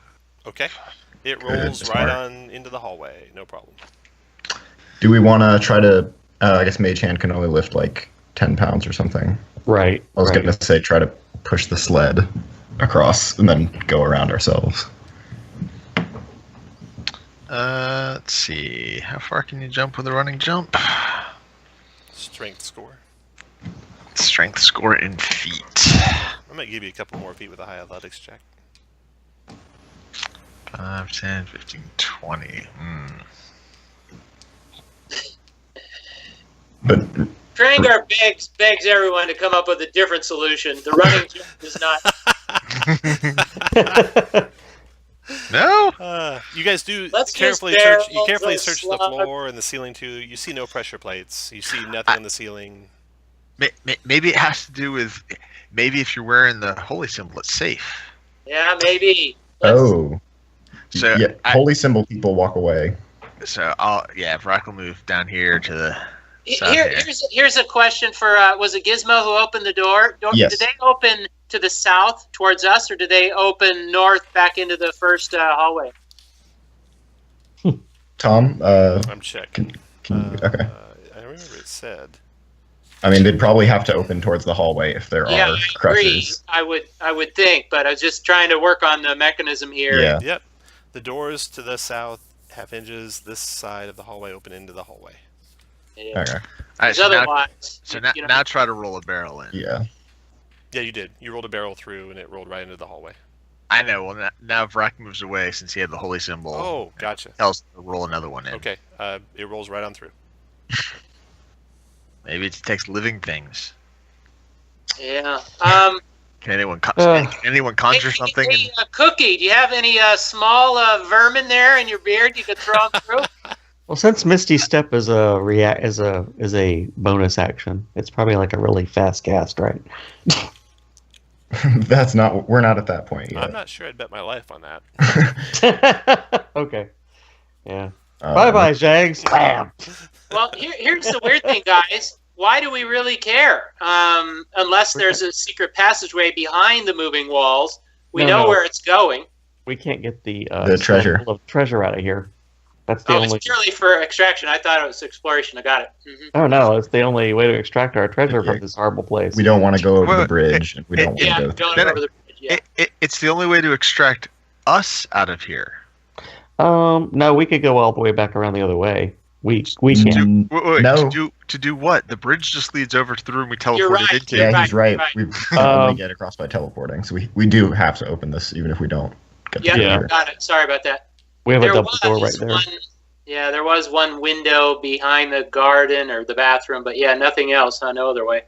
Have we checked this room for secret doors? You Anything? have, and you didn't find any. I hate to say it, but maybe in the pool to the east of us. Remember that one kind of dead end chamber? Does anybody want to go swimming? See if there's a passageway out. Oh yeah, you searched that pool, and there was no way out of it. Okay. Well. Just Let's the crabs scurrying around is all. Okay. How about that conch shell? Does anybody have an idea? Do you think if we were to blow it, it might blow it. also Yeah. evocation magic? Yeah. Does someone have Does someone have identify? No, we're not. That. Okay. Yeah, I don't think any of us have that. No. What else do we have? We have a couple of keys that we picked up. This feather. And the holy symbols. Holy symbols, and in all the pile of treasure. Well, we could get the maybe we can get the cage or the glass statue and maybe there help. is still that statue we haven't really checked out. Well, Correct. I was gonna say we could prop them in here to help hold open the walls. With the cage, I think.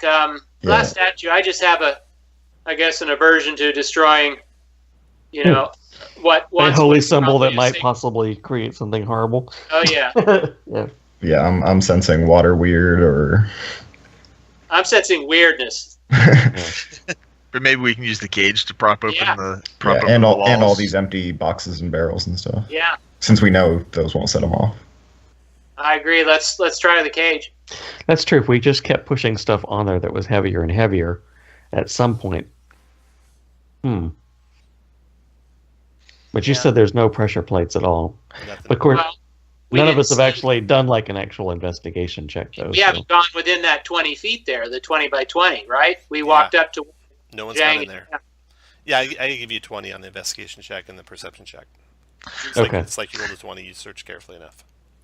Okay. So, all right. So, all right. Vrack's gonna try. Vrack's gonna try something. Go for it, Rack. Vrack's Rack, gonna. you want bless to help with saving throw? Sure. Or just a guidance. Or, well, How about everyone get up here, and so I can give a bless to 4 people. And Vrack, Gizmo, I guess everyone but me. There you go. All 4 of you have. Hold on. 4 would be at second level, so I'm just going to do 3. So Vrack, Shang, Gizmo, and Cookie. Who wants to stand out? So this is it gives D4 on. Is it just ability checks or? And saving throw. Yeah. I mean, I don't. attacks and saves. I don't really need it. I have enough of an attack bonus. Okay, so 3 people take the bless, and I'll mark it off here. All right. Vrack's just gonna see if he can trigger it. He's gonna jump into the first spot, and jump back out. Okay, nothing happens, Rack.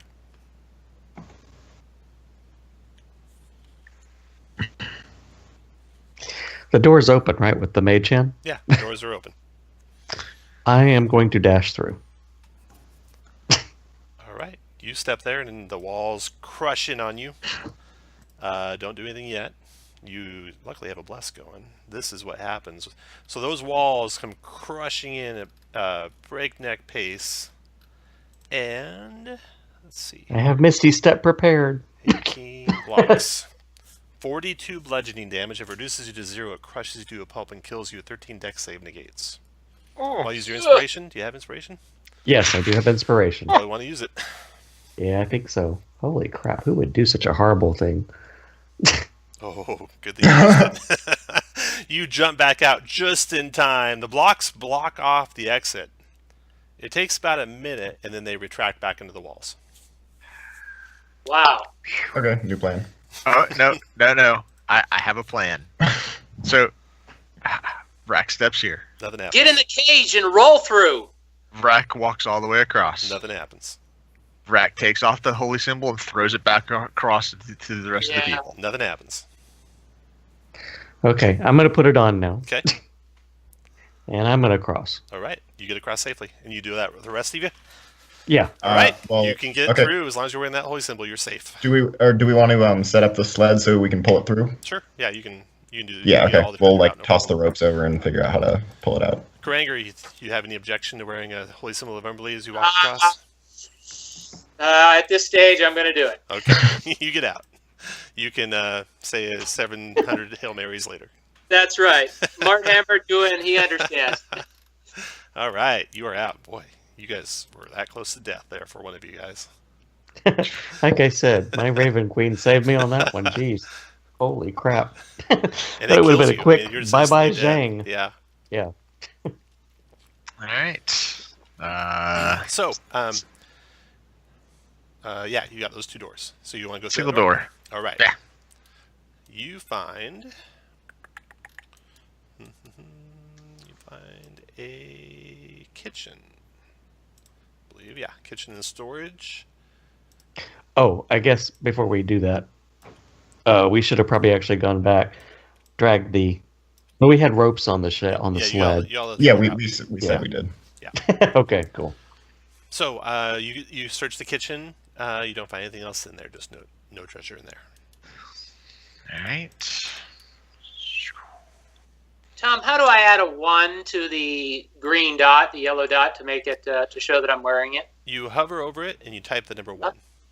Thank you. Hover over it. Type the number 1. Oh, well, since I'm going, so I'm going first at the end of it. How about you give it back to me that way? Yeah. I have my own. Oh, you have another one? Okay. Yeah, he's got one too. You gotta click your token, click the little circle icon below your token, and then in the pop-up window where the yellow thing is, hover over it and type the 1. Brilliant. Thanks. There you go. You got a bunch of 1s. You got one of everything. Let's figure out how to get rid of that. Okay, Just click on them again and they go away. Yeah. Thank you. You're welcome. Okay, so next door is a really large room here with a couple doorways out. And in this room is... All right. A palatial bedchamber, eerily quiet and still, dust covering everything. Cracks have formed in the blue plaster walls, set into which are colorful coral branches and seashells. Pillars carved to resemble tentacles support the dome ceiling painted to look like the night sky.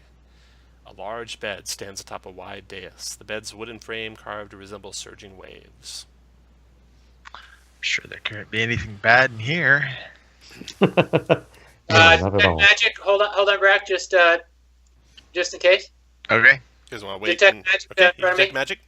Go ahead Yep. and back up, Brack. There is magic. There is, and you zero in on it, a small little glyph on the door. Quite possibly a glyph of warding. Careful, Brack.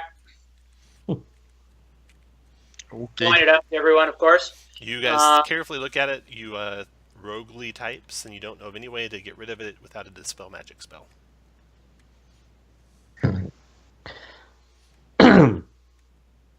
Well, I don't have that. I'm sorry. Well then. Let's see. Is there a way into this room from? No other way. Well, I think they just do. They're either going to do like. Well, I don't know if I would know. My character wouldn't know this. It could help you. It could hurt you. It could warn somebody. I guess lots of. Yeah. Typically they explode. Yeah, Right. I mean, Yeah, that's we what can I'm wondering. always- That's what I'm wondering if we could like They actually. crush you, or they explode, or they invent you. Things like that. We can Yeah. mage hand it if we think that's all that's going to happen. Yeah, we just need to get out of range. Yeah. I think. Yeah, the mage hand isn't set off. It's still there after you mage hand it. Oh, okay.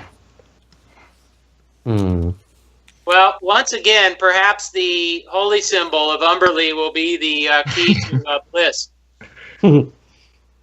Okay. You're free to test that out.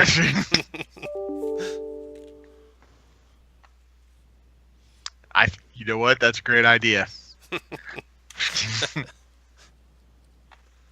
Brack will go up and he's got the holy symbol on. Will go up and open the door. All right, nothing bad happens. See, just fine, guys. I'm going to pass my holy symbol to the second person who wants to keep it on, Vrac, just for now, just in case. Okay, next person go in with the holy symbol on. Who's whoever that wants to be. You get in there safely. Okay. Okay, Yeah. so 2 people. I'm out here without 1. 2 people. Yeah. So Cookie and Vrac are in there. Both have holy symbols on. I'll pass that back with. Sorry. Okay, So if you throw it Okay. back to us, nothing happens? Yeah. you're gonna have one of those guys throw it to you. Yeah. Okay, Yeah, nothing happens. Cookie will toss it. Nothing happens. So you guys can take turns, and as long as you pass that threshold without the holy symbol on, you're safe. Yeah. You got it. All right. Now, you search this room. Don't find any treasure or any valuables in here. You search all around the bed and pillars and look for secret doors and such. But there are 2 doors to the north. West door? Yep. West door opens up into this little room here with some chests in it. Right. So And- glad you guys are so smart about these things. And Actually, you were the one that came up with that idea of walking through. Yeah. so stone shelves stand against the bare stone walls of this room. The shelves contain worthless wooden statuettes of sea creatures as well as 4 moldy books. 2 wooden chests rest in the middle of the floor. The chests, the keys you found in the saltwater pool fit these chests. You search them Okay. carefully for traps first and find none. Inside the chests, let's see here. Inside the chest, one chest contains 5 outfits of traveler's clothes, size for a large human female. The other chest holds priestly vestments befitting a cleric of Umberlee and 8 iron keys of different shapes and sizes. They would have opened all the chests in the room beyond. And then the books. There are 4 old logbooks that chronicle the voyages of a ship called the Bitch Queen. Worth 25 gold pieces each to an interested buyer in any port city. Sure. They We'll snag document all those. sorts of ports and stuff like that. Yeah. And then the other room is looks like a bath. And inside that one, there's a big rectangular stone basin set in the floor and a plug next to it. And the room's tiled. So it looks like it was a bathroom. But it's not actually filled with water at the moment. Nope. Okay. And you search both of those carefully, and that's all you find there. Okay. All right, we do the same thing to get out. Okay. Walk through with the amulet, Good. toss it back through. Good. In season 7, in the hardcovers, and this one counts as a hardcover, you can get 50 XPs every 2 hours for overcoming traps and such. So you got it for getting through the mouth of the shark woman and going past both these traps. You got it again, so that's gonna be 100 XPs each. Oh, so if we climb through her mouth without the thing, we would have been eaten. Oh yeah. No, Past. the thing lets you open her mouth. The only thing you have Okay. to have it for good and buy is the glyph here and the trap there. Gotcha. Okay. Okay. All right, let's head south. All right. A large room to the south opens up.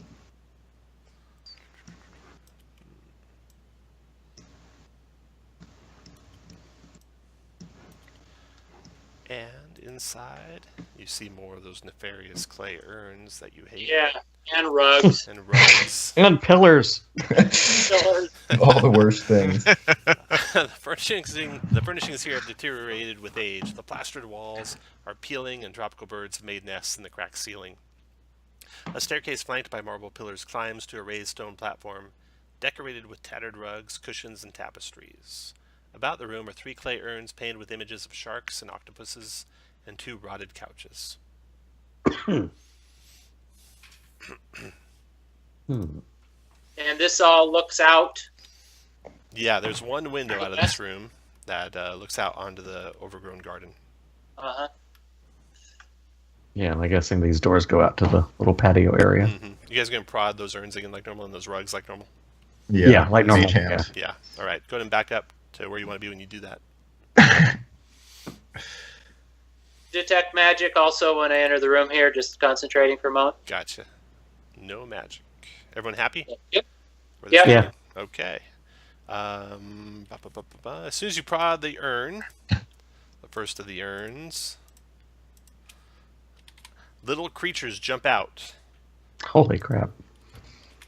And they holler and hoot. They got big heads, big bulbous white eyes, sharp claws. They look dead or undead. All of them. Karanger, all 6 of them. Roll initiative, everyone. Okay, thank you. They're child size, but their teeth and claws are vicious looking, and they're coming at you as fast as they can. They're topies. First act is one down here. Their speed up 30. 1, 2, 3, 4, 5. This one comes leaping off of the platform, just like this picture shows. Coming at you, Zhang, clawing you, missing you. And then the next one is way down south. It double moves. 1, 2, 3, 4, 5, 6. 1, 2, 3. Up onto Zhang. And then Zhang, your turn. Okay. Crap. I don't think I've got any Misty Steps left. Let me see. Oh, yes, I do. I have one. Thank God. Okay. I am bonus action. Misty Stepping back here. After Zhang, what else do I do? Oh, I'm actually going to, I'm going to I can't transfer my hex now because I just used my bonus action to move. But I'm going to Eldritch Blast this guy right here, I Fire think. away. Yeah. That freaked me out, so. 24 hit. 7 points of force damage to the little thing. A little monster. Cookie, your turn. All right, It looks tough, Cookie. All right. Then And Cookie's dry. going to attempt to give that one crabs. Poison damage, con save. Made his con save. After All right. Cookie, you can move Cookie. Next one goes. Another one part of the south here, closing up on you guys. Double moving. 4, 5, 6, 7, 8, 9, 10, 11, 12. To there. Gizmo, your turn. I'll 1, 2, 3, 4, 5, 6, and am I able to hide here? No, they can pretty much all see Yeah. you there. Okay. Then I'll If just. you were a halfling, you could have. I'll just.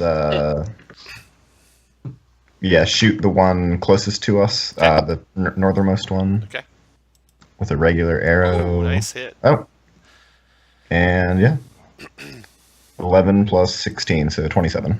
It won't be a sneak attack, because you didn't have advantage. Oh, that's right. Yep. But it does So just 11 11. piercing to him. Okay, after Gizmo, Topi's turn.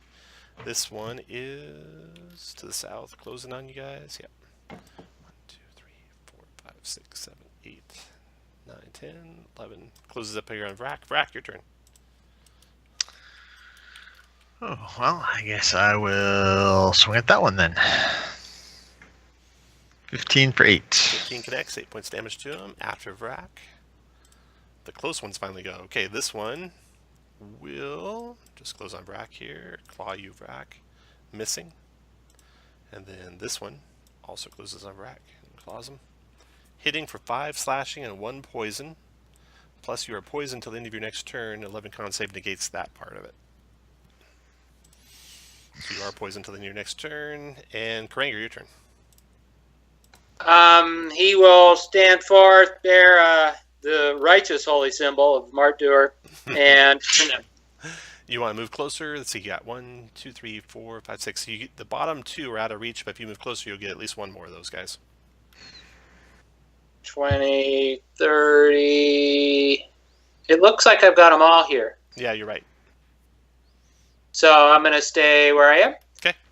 And turn. Click this. It's gonna be The roll, I think, for you, right? 13 wisdom save, I bet. Yeah. Yep, 13 wisdom. Okay, so this will be in reading order for these guys. Wisdom. They have advantage on saves versus turn. So reading order. Wisdom 1, 2, 3. So 2 made it. 1 made it. 2 Gee. failed it. 3 made it. So the ones with hearts failed it. And it's going to be this guy on the far, and then on the top, it's going to be the first one failed it. This guy here. Okay, those guys are turned after Karanger's turn. The first of the unturned ones is going to close his ground. 1, 2, 3, 4, 5 up here on Vrak. Clawing your guy, missing. Then a turned one. 1, 2, 3, 4, 5, 6, 7, 8. Oh, this guy hops back in his pot. Shang, your turn. All right. I am going to transfer my hex to the one that's south of Vrak. And I'm going to shoot that with my crossbow.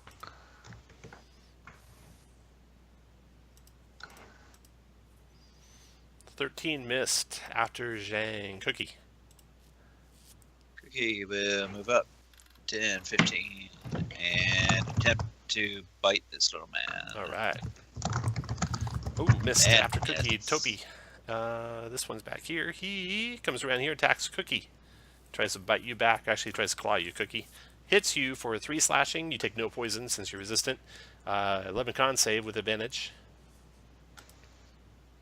To not be poisoned until the end of your next turn. Made it. So you just took 3 slashing.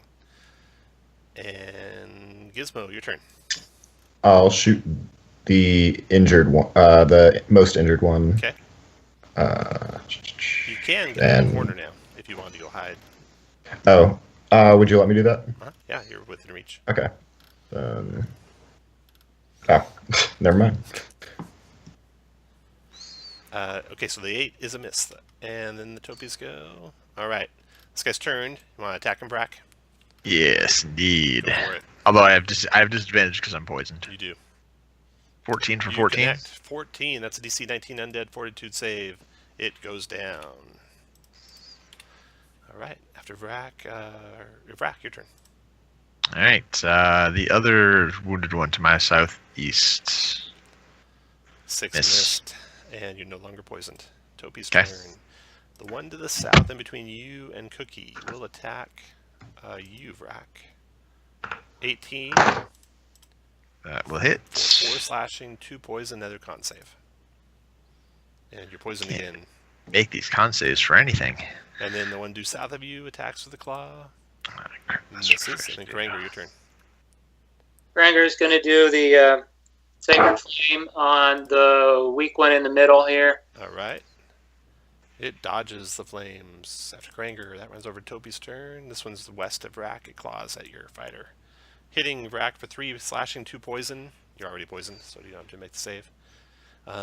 Next guy. I think he's... shoot. Sorry, Rack. I didn't... I think he's turned. I forgot the second wind on my turn. He's his turn. Zhang, your turn. Can I move here without taking an opportunity attack to the south west of Brack? You will leave 1 reach, so you take 1. I will leave 1's reach. Okay. This one right here. Okay. Oh, I was going to actually just go straight through him at a diagonal, but I guess that would be doing it when I pass through him. So, okay. Gotcha. I'm going to take it. Okay, he swings at you with his claw. Connecting for 3 slashing, 2 poison, and a 11 con save. Okay, Ooh, so you're poisoned. poisoned till the end of your turn. Okay. And So you that took, prevent me from doing any work or no? poison gives you just disadvantage on attack rolls. Okay. What else does it do? Poisoned. Disadvantage attack rolls and ability checks. Gotcha. Okay. Hang on, I didn't take my damage off. That was 3, right? Or 5 It total? was 5 total. Got it. I'm going to do a dragon breath in a line Nice, directly nice. across them. All right, Yeah. roll that dragon breath. Got to find my button for it again. Yeah, you've never used that hardly. I never have. 9 acid, 12 dex saves for half. Okay, this will be in immediate order. Dex saves 1 failed, 2 made it, 3 failed, and the one that made Perfect. it dies anyway. The other Sweet. 2 take 9. Well done. Ooh, wait. Yeah. Yeah, acid damage isn't one of the things that Undead Fortitude doesn't block, so he took only 4 acid, so it's a DC 9, I think. Oh, dropped him. Good job. Sweet. The other 2 take 9 acid. Okay. And then you can take off the poisoned condition. Cookie, your turn. Cookie is going to use that primal savagery to the guy to his south. Oh, nice. 9 acid, so that's a DC 13. Down he goes. Right. Then just move up here and make silly faces at that Topi right there. Your turn, Gizmo. Would I be able to hit the one west of Rack, the one full health? Sure. Okay, I'll attempt to hide. 19. Good. And then, whoops, short bow with That advantage. Yep. 16. damage. That could kill him. It's a DC 21 fortitude save. Down he goes. All right. Nice work. Vrack, your turn. Alright. 14 for 12. That could kill him. That's a DC. That killed him. Nice job. Alright. A second wind. Oh, for a whopping 4 points. Nice. Okay, and then you guys can kind of circle around that last one and kill it. No problem. Rack, take a potion, man. Here. Does anybody object if I give him that sea urchin potion? Go ahead. Nah, go for it. Rack, Yep, I got a button for it. okay, Yeah. go for it. We have so much money we could buy like gobs of potions. Okay, you finish searching that lounge and don't find any further treasure. So you have searched, I think, the whole place except for that garden. And except for the if we wanted to dig out that one room over there. Yeah, yeah, with the that too, cave in. that too. And we also haven't gone in the water down below, but we haven't seen any signs of Yuan-Ti at all, correct? Correct. Yeah. So do you want to go out to the garden or back to the other room? Let's do the garden. All right, We can and what- we can focus fire down the nasties. All right, in the garden. Birds. Waves crash against a rocky promontory built atop which is a spectacular multi-leveled garden. Its terraces are overgrown with vegetation and hemmed in by stone walls with statues of sharks at their corners. Stone steps connect the terraces. Built atop the highest terrace is an ornate, vine-draped gazebo, flanked by palm trees. The cracked steps east of the gazebo rise up to the doors you are looking through.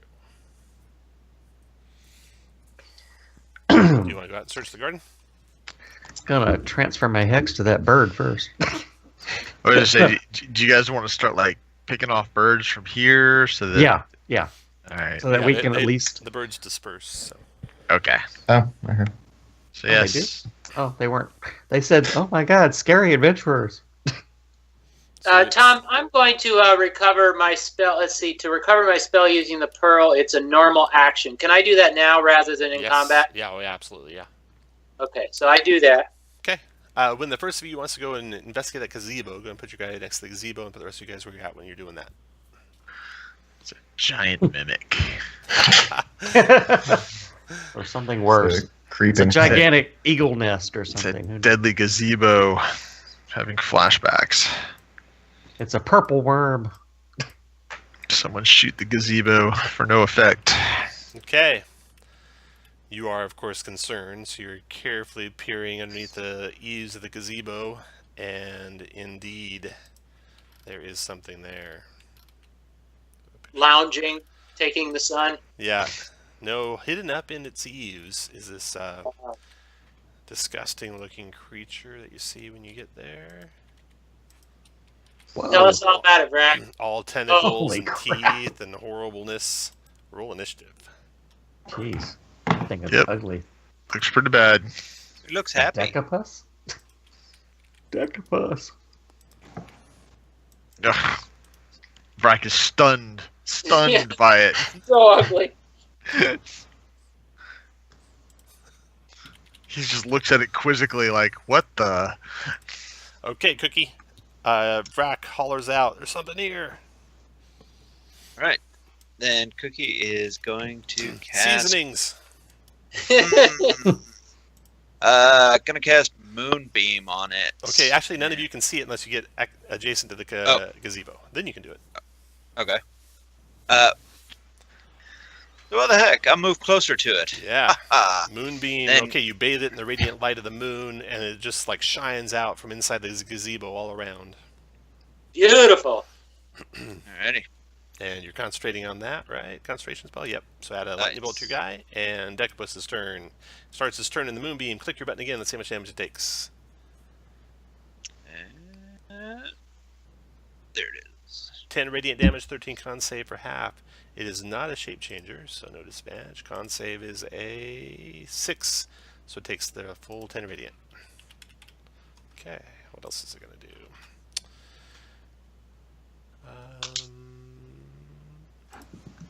Do a tentacle and a bite if it grapples the target first. It'll go after Cookie. The tentacles. 19 Cookie. 20 bludgeoning. Oh my God, And it grapples 94? you. You still conscious? Okay, it's a 14 to escape the grapple. You're restrained while you're grappled, so it makes a bite with advantage on you. Oh, make a concentration check first, see if the moonbeam goes away. DC 10, since you only took 20 damage. Oh yeah, you got this. 10. The Crit, bite crit. attack Yeah, that'll help. is an 18 for 5 piercing. Oh, Cookie is barely alive. Cookie is still. Make one more concentration check. DC 10. Dangling from a tentacle, apparently. And still concentrating on a spell. The Decapus, I think, is done. Yep, that's it for him. Then the Hawks come flying back in. By the end of the first round, they get to where they're at. Gizmo, your turn. I'm gonna yell, "Get away from it!" You And don't think then- Cookie's going to get away from it. Cookie's I mean, all wait. Not tentacles. He's not y'all. restrained, is he? He is. He's restrained. Oh, He's grappled and restrained. okay. Then, how close do I have to be to see it? You have to be like within 1 square of the edge of the gazebo, like where Brack's at, or anywhere along the vertical line Brack is to southwest of Karanger. I'll try to hide in this bush Nice. Yeah, you sneak up in the bush, peek through, make your stealth check. and fail. It's eyeing you as you emerge from the bushes. Yes, and I'll short bow. All right. You got a guy adjacent, so if you could just hit. Nope. Doesn't do it, though. After Gizmo, Zhang, your turn. Crap. I don't have any kind of flame stuff, because that's what I'm thinking. Because I can't. Can I get anywhere closer and still hit it, or do I need to be? If you are like right here, you'd hit it. Okay, got it. All right, I'm gonna move there. Okay. And cast or transfer my hex to it. Okay. And then try to shoot it with my crossbow. Fire away. 19 connects well, does 13 points of damage to the thing. Doesn't appear to have any resistances, so that's good news. Okay, I'm gonna back up after. I think I've still got a little bit of movement left.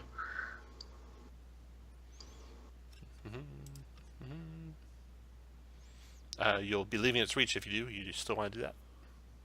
Yes, I want to leave its reach. I absolutely do not want to be attacked by it. Let me double check something. That will provoke, That's what I'm saying. Oh, okay. Oh, okay. I'm sorry. My bad. You Never might be mind. misunderstanding me. Yeah, I did. Yeah. You're staying there? Okay. After Zhang, Yeah. Karanger, your turn. Krangar can see or has heard that Cookie's in a bad way. Yep. One square to the southwest, you can see him. All right, and he'll cast Healing Word on Cookie as soon as I find it here. It's going to be at the second level, right. so 13 points. Hit points back, Cookie. What else do you want to do? That was just your bonus action. Right. Hiding behind the big wall of rack. I can't see any. Can I see tentacles coming out to Cookie or anything as a target for Sacred Flame? I told you can see him from there. Got it. Yep. Sacred Flame. Oh, no, not from there. From here you can, though. Oh, good. Thanks. Sacred Flame from there. All right. Dex save on the Sacred Flame. Made it. After Karanger, Vrak, your turn. All right. Well, I guess Vrak's going to step in and start chopping. Nice. Nice. Crit for 28. 28, that's a good one. I will action surge. Wow. And 21 Okay. to 11. Another 11. Almost cut it down. Anything else? I wish. That round's ending. Cookie, still concentrating on the moonbeam. What are you going to do, Cookie? All right, Cookie is restrained right now, correct? Yep. All right, so... I'm going to click this button just so you can see the DC. You don't take any damage from this.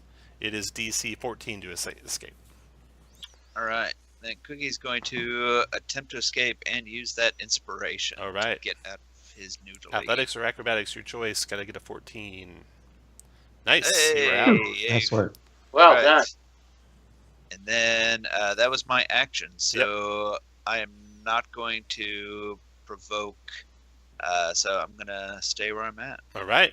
The Decapus, and you're still concentrating, right? Yes. Give me some damage so then. I click on Give me a moonbeam damage. Roll high. Ooh, so close. 13 con save for half. Oh, you have to. Oh, you just saved. 5. And he tries to knock that spell out of you again. Wait, you might be retreating here.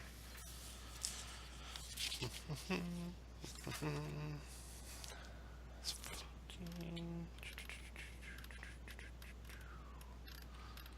Where'd it go? There it is. 14. All right. It attacks Cookie one more time. With its tentacle, Cookie tries to dodge out of the way. 15. I think connects on Cookie. 25 bludgeoning damage, Cookie. Oh, goodness. Knocking you unconscious. And it just drops you to the ground after it does that. The moonbeam goes away. The glow's disappeared. Cookie's unconscious on the ground. It's done. The hawks are diving in on you guys. Their fly speed is 60. Holy cow, so they close the gap. To attack Karanger. Beak attack. Okay, the first one there does not have back tactics, but 20 hits for 3 piercing. Second one rolls a 16 and misses. The third one's coming in on Karanger. Beak attack. That's a 23 Karanger for 6 piercing. And then these guys, we got one on the Dragonborn. 17 hit for 3 piercing. Concentration check each time you guys get hit, too, if you're concentrating. And then this one attacks you with advantage this time. 19 for 4, Zhang. I'm gonna Oh, I don't have a... Never mind. I was going to say I don't have a spell slot, so I can't do a shield. Okay. And then last one on Zhang with a beak. 22 for 3 more. Okay, so what was that total? 3, 4, and 3? Mm-hmm. And spell down whatever spell you had, right? Okay, Hawks are done. Gizmo, your turn. Can I have a sleep template? It's a 20-foot radius. You bet. Spell 20 foot.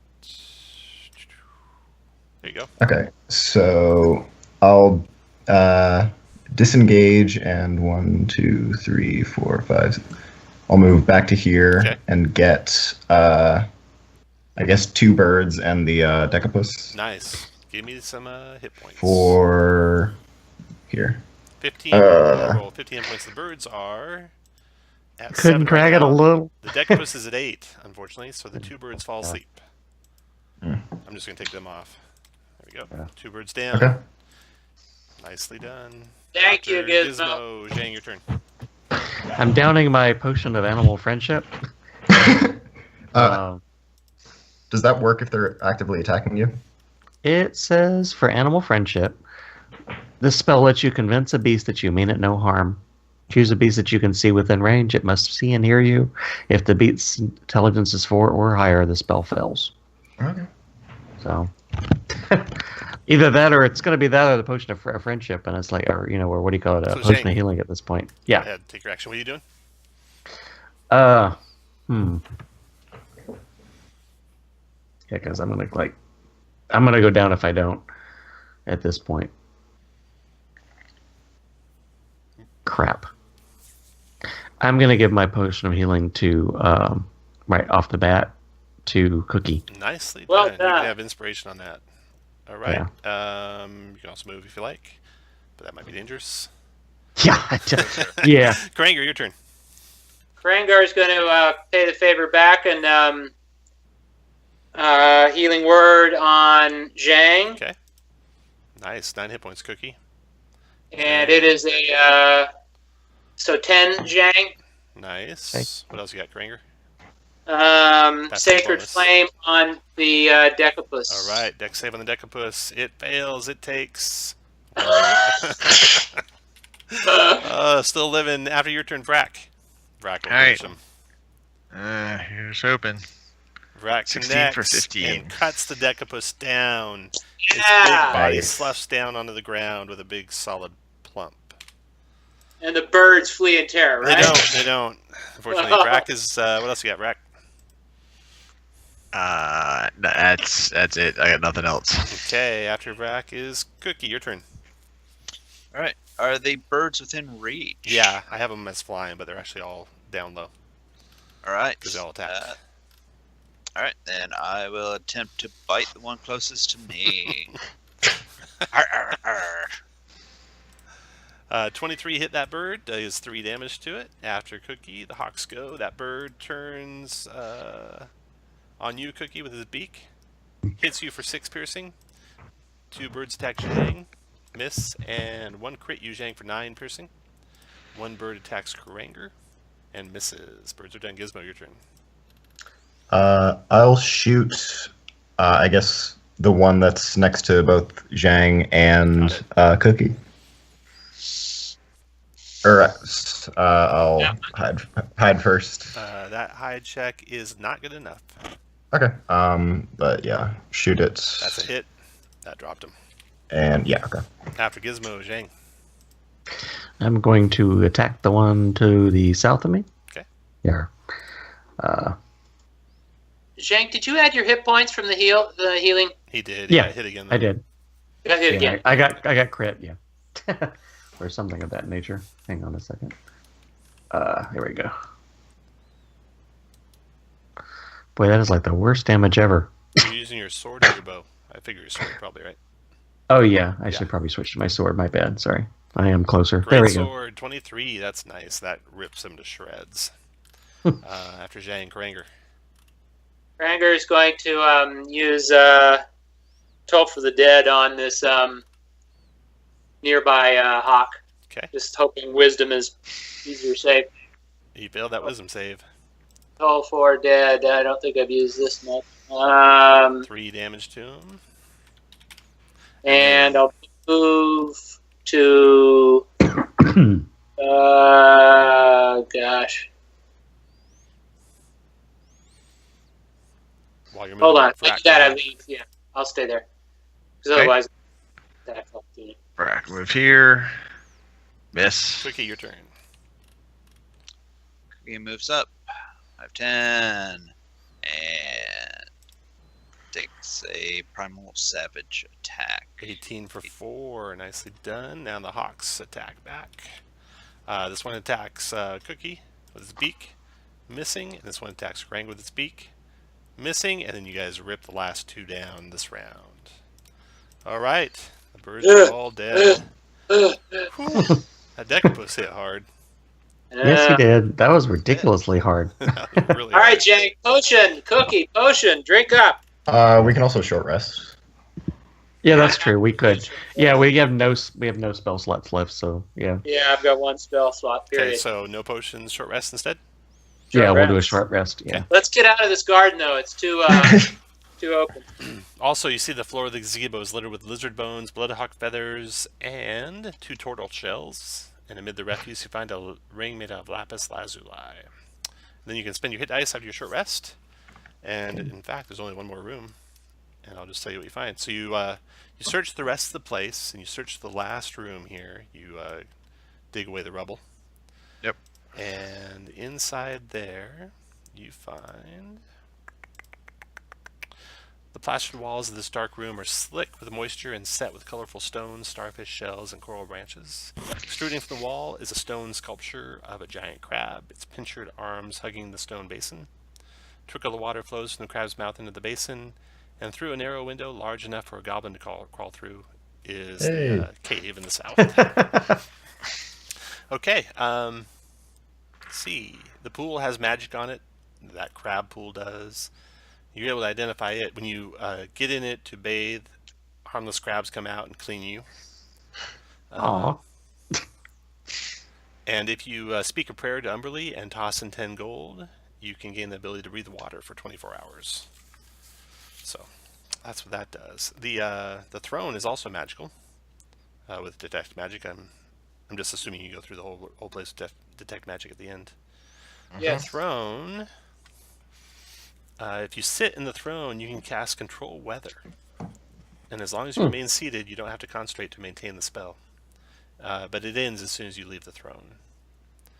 And if you sit in the throne, you can transform into a seagull or an octopus for 8 hours. Wow. Yeah. So you've got everything cleared out. You find no signs of the UNT here, but you did get all the rumored treasure. You defeated the slug was actually the transformed cleric of Umberly who had been cursed. Wow. So I want you all to click your guys and click the gear button. I'll set the order we pick magic items in. Okay. I gotta find my guy again. Oh, thank you. Oh, wrong button. Vrac 19, Karanger 6, Gizmo 2, Jen got a 19 and then an 18. Vrac got a 19 and then a... There we go. So you win that one. Cookie got a 14.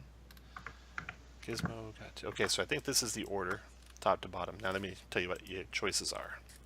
You'll get all your equipment identified before you split it up, and your equipment is, let's see here. Just going to run through all the treasure. So you found the key, found the holy symbol of Umberly. Oh, that little statuette. It's not worth anything. So there, you found 25 gold there, 25 gold, so you're up to 50.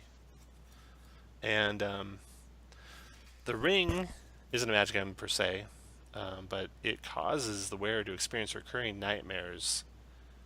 The nightmare is vivid. You're engulfed by a sperm whale while clinging to a floating barrel on a stormy sea. After being swallowed whole, the wearer awakens no worse for wear. Gee, the ring of Jonah. Let's see here. The logbooks, that's 100. Then those keys worth 5, and the stuff's worth 5 there. Then all the treasure chests combined is 1650, and this one magic item is a let me get the rest of the gold and then I'll do the magic items. The ghost gave you the conch shell, and then in with the priestess was 288. Okay, and you used both potions of healing, but you have 4 alchemist fires. The conch is a conch of shelter. It's just a single use item, which basically conjures a little coral house like a Lehman's tiny hut. Does it recharge? Nope. Just so it's only one time, huh? Yep, single use. Okay. And it doesn't have you can't trade it because it has no rarity or anything like that, so it doesn't count against your magic item count though. Drift globe is what that globe was with the cleric. The feather is a Qual's feather token of an anchor, and I think that's it. So for those of you less experienced with Adventure League, the Qual's feather token would be extremely valuable to take. It's a rare item, and you could trade it to lots of people would want to trade for it because it lowers their magic item count, so they'd trade you a permanent rare item for it. The drift globe, well, not all that cool. Light doesn't come in that often. And you get a free one in the winter. And it's a permanent item too that will always count against you. The conch is a single-use item, so what does it count against you? Then there's the 4 alchemist fire. So the first person to get a pick is Zhang. Zhang, you have. I have a magic item, a goggles of night. You have a uncommon right now, so you can't. Someone else could take that drift globe before you, but you could take the Qual's feather token. Now, what do you mean that as far as because it seems like that's not really a very powerful thing? Yeah, it's a crappy item, but if you own it, you can trade it to someone else for a rare item. Okay. A permanent rare item. So if you'd find a high level guy who has a +2 shield and has a +3 shield, and he wants to get rid of that +2 shield and have it not count against him anymore, he would trade his +2 shield for the Qual's feather token, then he'd just use the Qual's feather token up, and his magic item count would go down. And so those are always extremely valuable. Okay, then I will take that. All right, you take that. Vrac, what do you want? Pass. Pass forever? Yeah. Cookie, what do you want? There's also alchemist fires too. I'll go for that conch of shelter. Okay, Granger. Alchemist fire. Do you have a description of it? Right up there. Okay. Well, I'm pretty worthless throwing. Anyone else have better use of this? Gizmo, you're pretty clever with. I mean, yeah, if you don't mind, I'll. Yeah, no, gladly step out with Brack. All right, Gizmo, cool. you take 2 alchemists, or does anyone want the drift globe? It's still available. I'll read that again. So because they're doing a special promotion thing, everyone gets a free drift globe that expires in February or something. Yeah. Right. So you don't need it if you don't have it. No, I would pass. Hint: I would pass on that magic item. I would leave that one be. And Tom, is this because you're limited to how many magic items you can have? It's because when you pick magic items, whoever has fewer gets to pick first. So you don't want to have magic items that don't do anything. Crappy magic, got it. Yeah. Gizmo, you taking 2 alchemist fire? Yes, please. Okay, Cookie, you want alchemist fire or drift globe? Or yeah, Cookie's gonna pass. Pass. Okay, Zhang, alchemist fire or drift globe? Alchemist fire. I'll take one. Okay, you can take a second one too. You get another pick. Wait a minute, another alchemist fire? Yeah, if you want. Yeah. Okay, so Zhang gets 2, Gizmo gets 2, and Zhang got the feather token, and who got the conch shell? Cookie? Yes.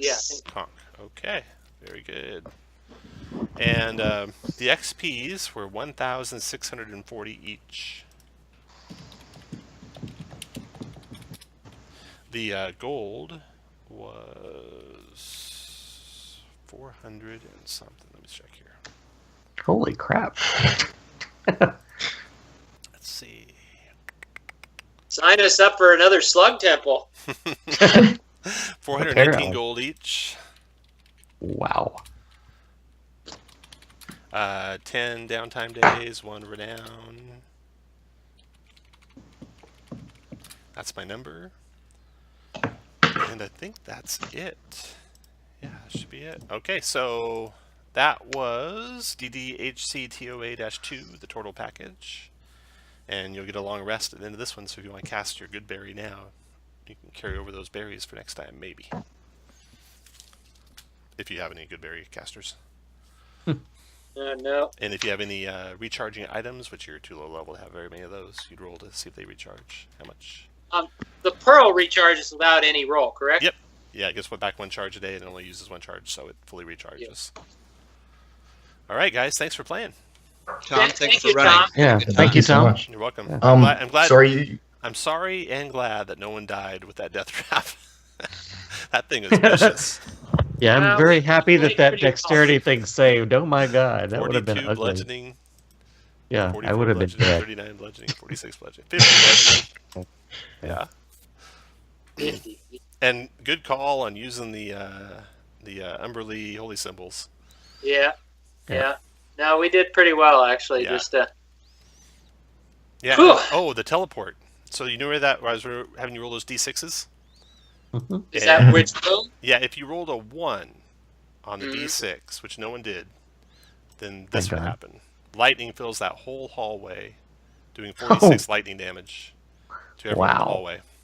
Oh, that's So, I mean, that could have happened to multiple people. Imagine if a couple Yeah, of people yeah. rolled 1s or something like that, as you guys were going Jeez.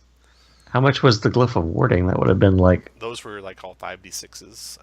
Yeah, I thought so. I think that's what they were. Good lord. Yeah, this is great. I mean, I thought it was very interesting, geez, very 5 fun. to 8. No Yuan Ti presence. Interesting. Yeah, I think there might be some, but it might be in the other parts of the island. So maybe someday I'll run the rest of the island. It'd be basically exploring all the other locations, but they're all, like single encounter locations scattered around the island. Yeah. Mm-hmm. Well, and next week, Tom, is going to be a repeat of this, correct? Yep.